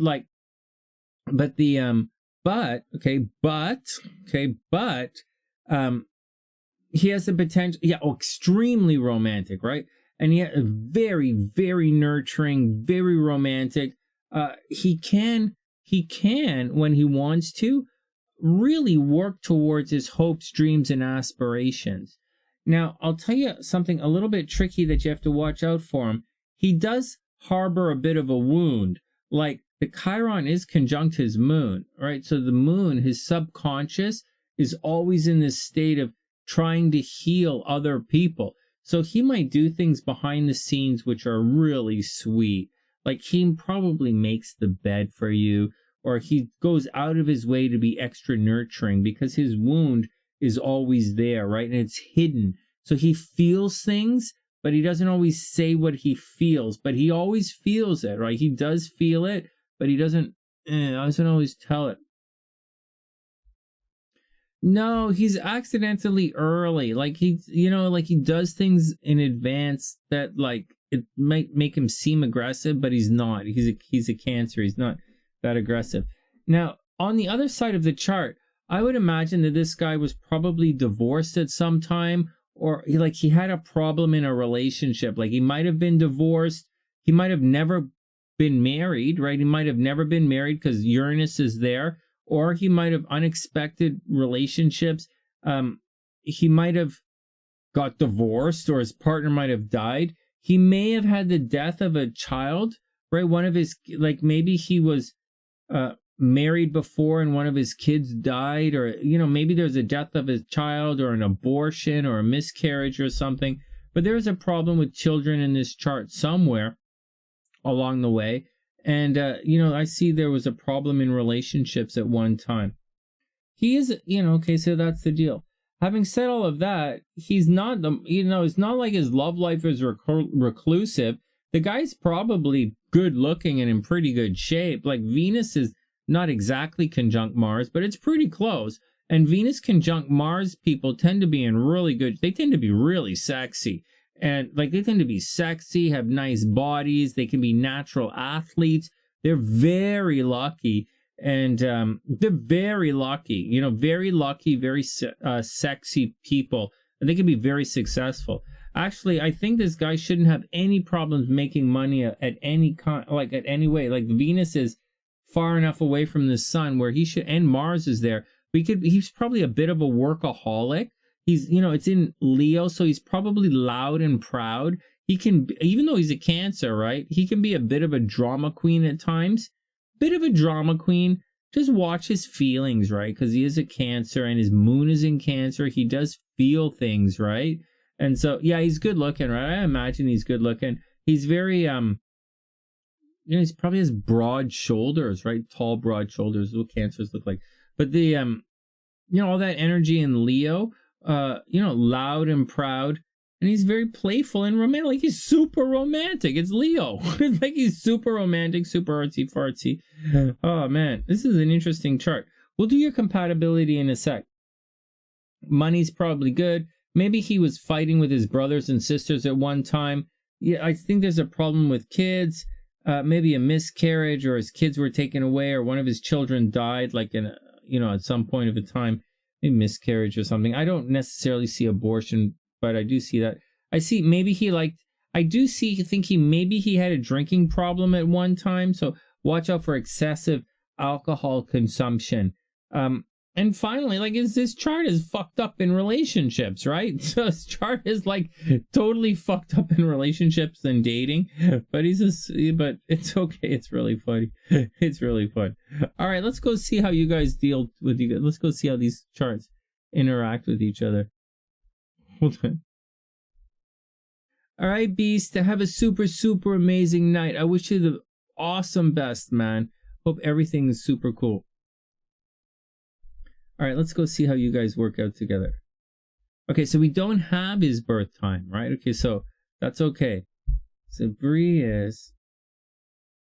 You get into secret relationships. You have Venus in your 12th house. Your sun is in the 10th house. Bree, you should be super popular. Do I say this every time I talk to you? You should be super popular. Maybe you could be a model. Like, you could be a model. You could be a spokesperson. You could be famous. You could be a politician. You could easily be a politician. Holy shit, Bree. 1993. I don't know. Aries rising. Your moon is in Scorpio. You don't really have the chart of a politician, but you could. If you wanted to, you could. Okay. You should be really famous, Bert. You should be like Instagram famous, you know? Like for real. I don't know that it's going to be easy for you, like just like as my 2 cents with Saturn in the 11th house. There might be a little torment online. You might be tormented online. There might be a lot of hard work. Oh, maybe you are. yeah, maybe you are. Fuck, I don't know. You guys, I do know that a lot of people watch this. I do know that a lot of popular people watch the SunnySide, and they don't tell me that I'm like you guys know who you guys. All right. I talk to you guys on Zoom and I don't even know who I'm talking to. Like, it's funny. And so, oh man, guys, I'm talking away and I'm so arrogant and you guys just laughing at me like, oh man. Anyways, here we go.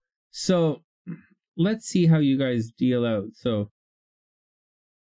So Bree, first, you should be psychic. Right? You're like a super Capricorn, right? Like, I have your birthday as January 15th, 1993. You're like a super Capricorn. You know, like a little bit on the resting bitch face side. You might have resting bitch face.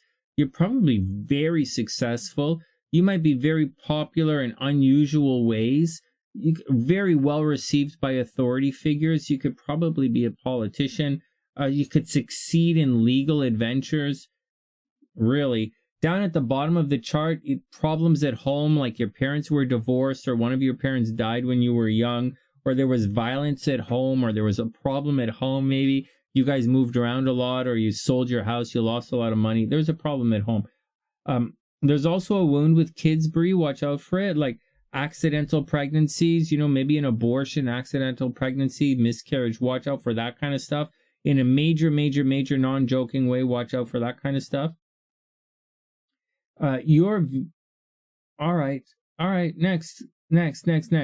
So you do have love behind the scenes, right? Nothing too goofy about it. No wrinkles. All right, whatever. All right, next. Resting bitch faces. It's a look. Oh man. All right, here we go. So first, before we do anything, let's look at this right here. So first thing we want to look at is the chirons.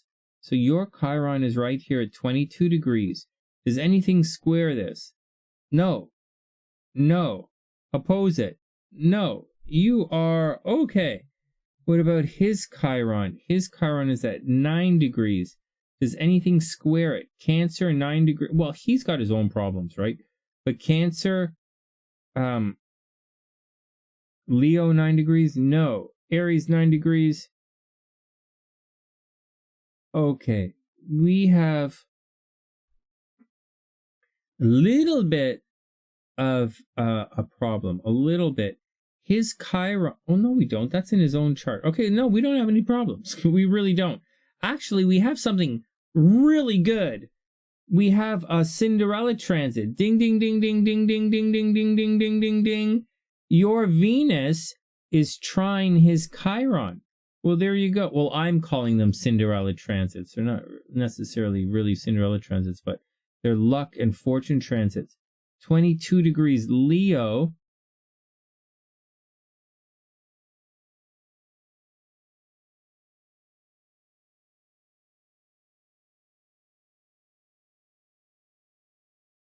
Well, there you go. So what's going to happen is you guys are supposed to make a lot of money together.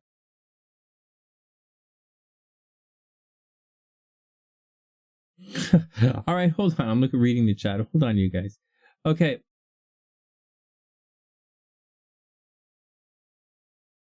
All right, here we go. Next. All right, so the first up is the Chirons, and I checked the Chirons to make sure, you know, because like if there's a Chiron clash, then you guys are gonna not get together physically. You know, there might be a lot of love, but you guys can't physically get together, or whatever, for whatever reason. Like but you don't have that problem. You actually have a Cinderella transit. You guys, I think, are going to make a lot of money together. Okay, that's the first thing. You guys should be financially successful. Now, we're going to look at your moon because we know your birth time. We don't know his moon per se. I made it at sunrise, so his moon is probably in here somewhere. Obviously, his moon is in Cancer. His moon, so here we go. So your moon is at 2 degrees. And your moon makes an aspect to his Uranus, which is really fun. And your moon makes an aspect to his Venus. Oh, wow. So, Bree, you really like this guy. Okay, so there we go. His moon is in Cancer. And your Capricorn, his moon is directly opposite.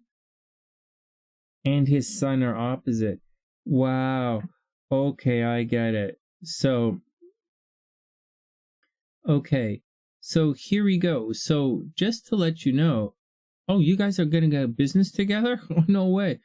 Yeah, you guys are going to make money together. You really will. You will. I don't, like, there's no, oh, I wonder if, no, you will make money together.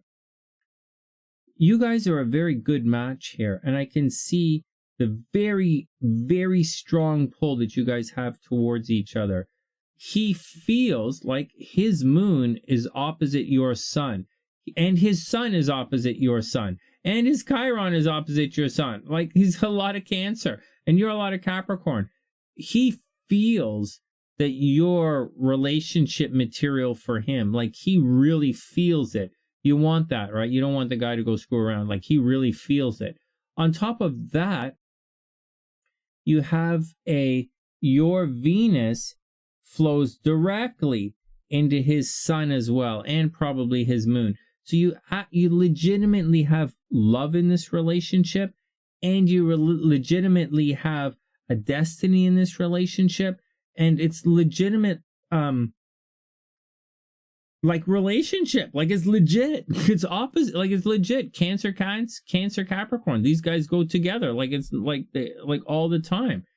There is a, you know, and it's not perfect. Like his Venus. So let's clean this all up. His Venus makes an aspect to your moon, which is perfect. You want that, except that his Venus squares your moon. So sometimes, like your moon is in Scorpio, very below the surface kind of thing, always probing, like your moon asks a lot of questions. But his Venus is very showy, right? And his Mars is very showy. And so you have to be careful that your moon, you know, because your desire to always ask questions and probe and have substance and look beneath the surface doesn't stress out his Venus all the time. Because his Venus just wants to look good. His Mars just wants to look good.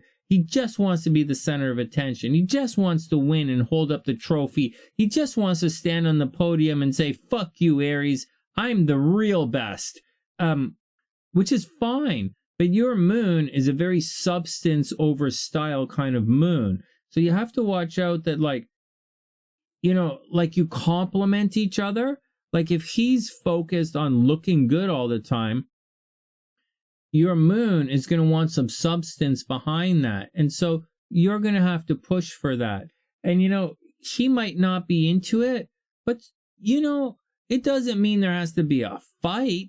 Like, it's a relationship. So, like, if he's not into it, you kind of got to go do it all the time. But he'll do other things to make it look good. You know, you got to do, you know, it's a relationship. As a boyfriend, girlfriend, I'd say, fuck that. this guy's, fuck that shallow bullshit. Not the fucking shit is bullshit. But like, as a couple, you complement each other and kind of make it work together, right? Right. You're 100% super deep, and he's super, he knows it. Yeah, but he looks good doing it. I appreciate both sides of it. I think both are necessary on the team. That's really funny. Okay, so watch out that doesn't stress you out. Okay, it's a legit square. Let's watch out that doesn't stress you out. But they touch each other, so it's kind of there's a lot of love in this relationship, like legit love. This is actually one of the better relationships that I've seen in a long time, actually. It's not overly intense, but it's overly kind of like supposed to go together. I kind of like this chart. Well, there you go. Watch out. I don't think you guys, if you guys should have a lot of fun, right? His Mars is down in your 5th house. So he's going to push you to be very creative. He's going to want, with you, he's going to want to party and have fun with you all the time. He's going to look at you like you're a lot of fun. And because of him, you're going to be pushed to have a lot of fun. He might also push for kids in a weird way. But like, I don't think you guys are going to have kids together. All right, next. Well, that's the deal. I think you guys are going to make money together very well. I think you're very much going to make money together. I don't think you're going to have any kids, right? So I wouldn't, if you don't want kids, it's okay. I do sense you guys having a lot of fun, like a lot of fun, very creativity, a lot of partying. I do sense you guys are going to have a lot of partying. I do think you guys are going to make money from home, Bree, I think you guys are going to make some money in real estate. No joke. No joke. I think you guys are going to make some money in real estate. His son, you have a Mars. Your Mars is retrograde, right? Your Mars is fucked up. And your Mars is retrograde in Cancer. You can't really get more fucked up than a Mars retrograde in Cancer. But like his son is going to fix all of that. He wants to have kids, right? Well, good luck. Maybe. So maybe you'll have kids. Well, I don't know that he wants to have kids, but I think he wants to keep you. And I do think he wants to have lots of sex. Like his Mars is in the 5th house. These guys are Mars in the 5th house people are notorious for wanting a lot of sex. And together, you guys are going to have a lot of sex. But I think you should channel that and put this guy to work. Make you a lot of money. I think together you guys are going to make a lot of money and have a lot of fun. All right, Bree, that's it. I think you guys should definitely go for it. You're not fucked. You're fine. How old are you guys? You guys aren't that old. Yeah, 93, 89.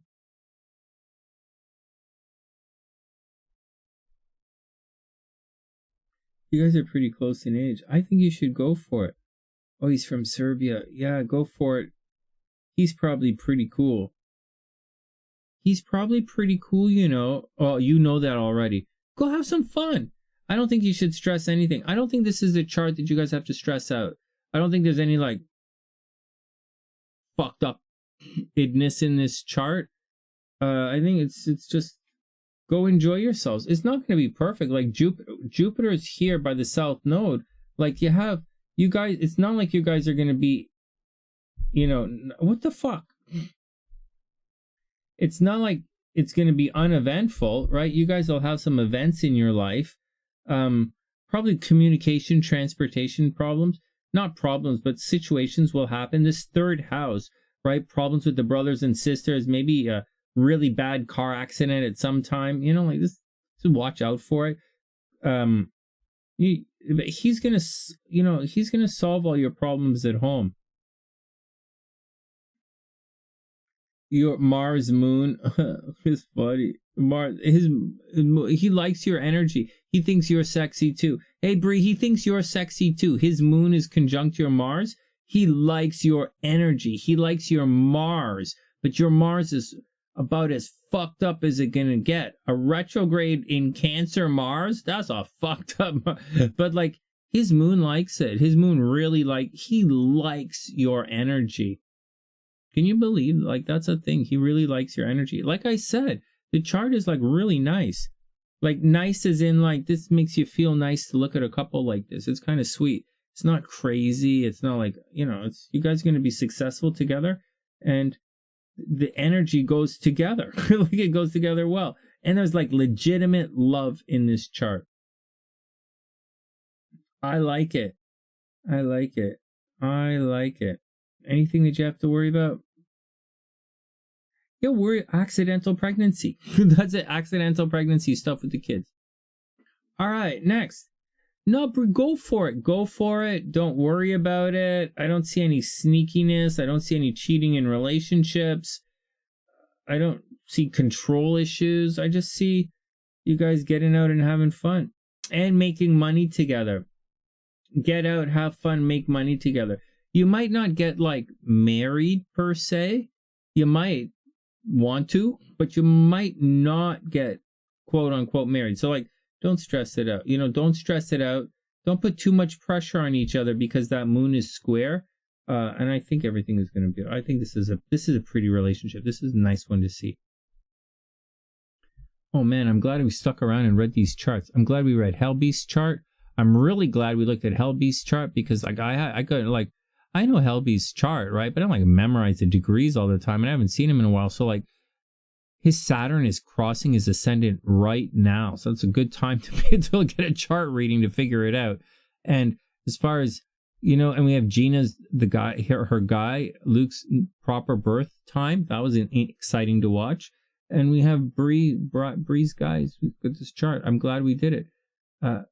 Samantha had some interesting stuff that's coming up. Samantha's going to have an interesting year next year.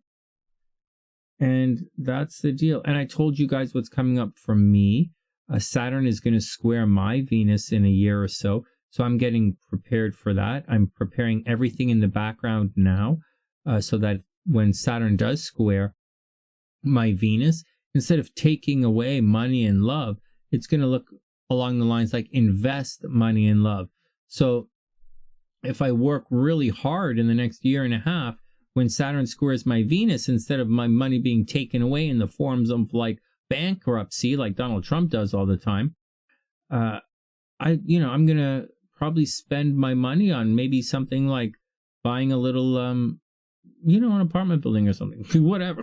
So we'll see. But that's the deal. A lot of life is going to happen before that. Anyways, that's the deal, guys. It's great to see everyone. I didn't get any cards right tonight in the psychic game. That kind of sucks. But we're all kind of cruising around at 1 point with 1 point. We'll see what happens a little later. Thanks, Bree. Well, I know what's coming. I know what's happening. So you can either use Saturn will either take away or it will reward hard work. So I'm applying the hard work now so that instead of taking away my money, it's investing my money. And I've been through it before, so I'm excited for I'm excited for it. But I'm going to be proactive. I'm going to be proactive about it. All right, guys, that's it. I hope everyone has a super amazing day. Wishing everyone the best of a super amazing everything. Tomorrow, I don't know if tomorrow's Wednesday or Thursday or whatever, but Thursday we're doing the horoscopes. Wednesday we might do that list. Who's the strongest zodiac sign? All right, and that's the action. I hope everybody has a super amazing day. And with that, having said all of that, from TheSunnySide.net, I'm Sunny, wishing everyone the best of a super beautiful night. And I'll see you guys soon. Have a great night, guys. Thanks for letting me look at your charts. I really do appreciate it. Thanks for supporting the Sunny Side. Thanks for supporting me. And I wish everyone the best of a beautiful night. And I'll see you guys soon.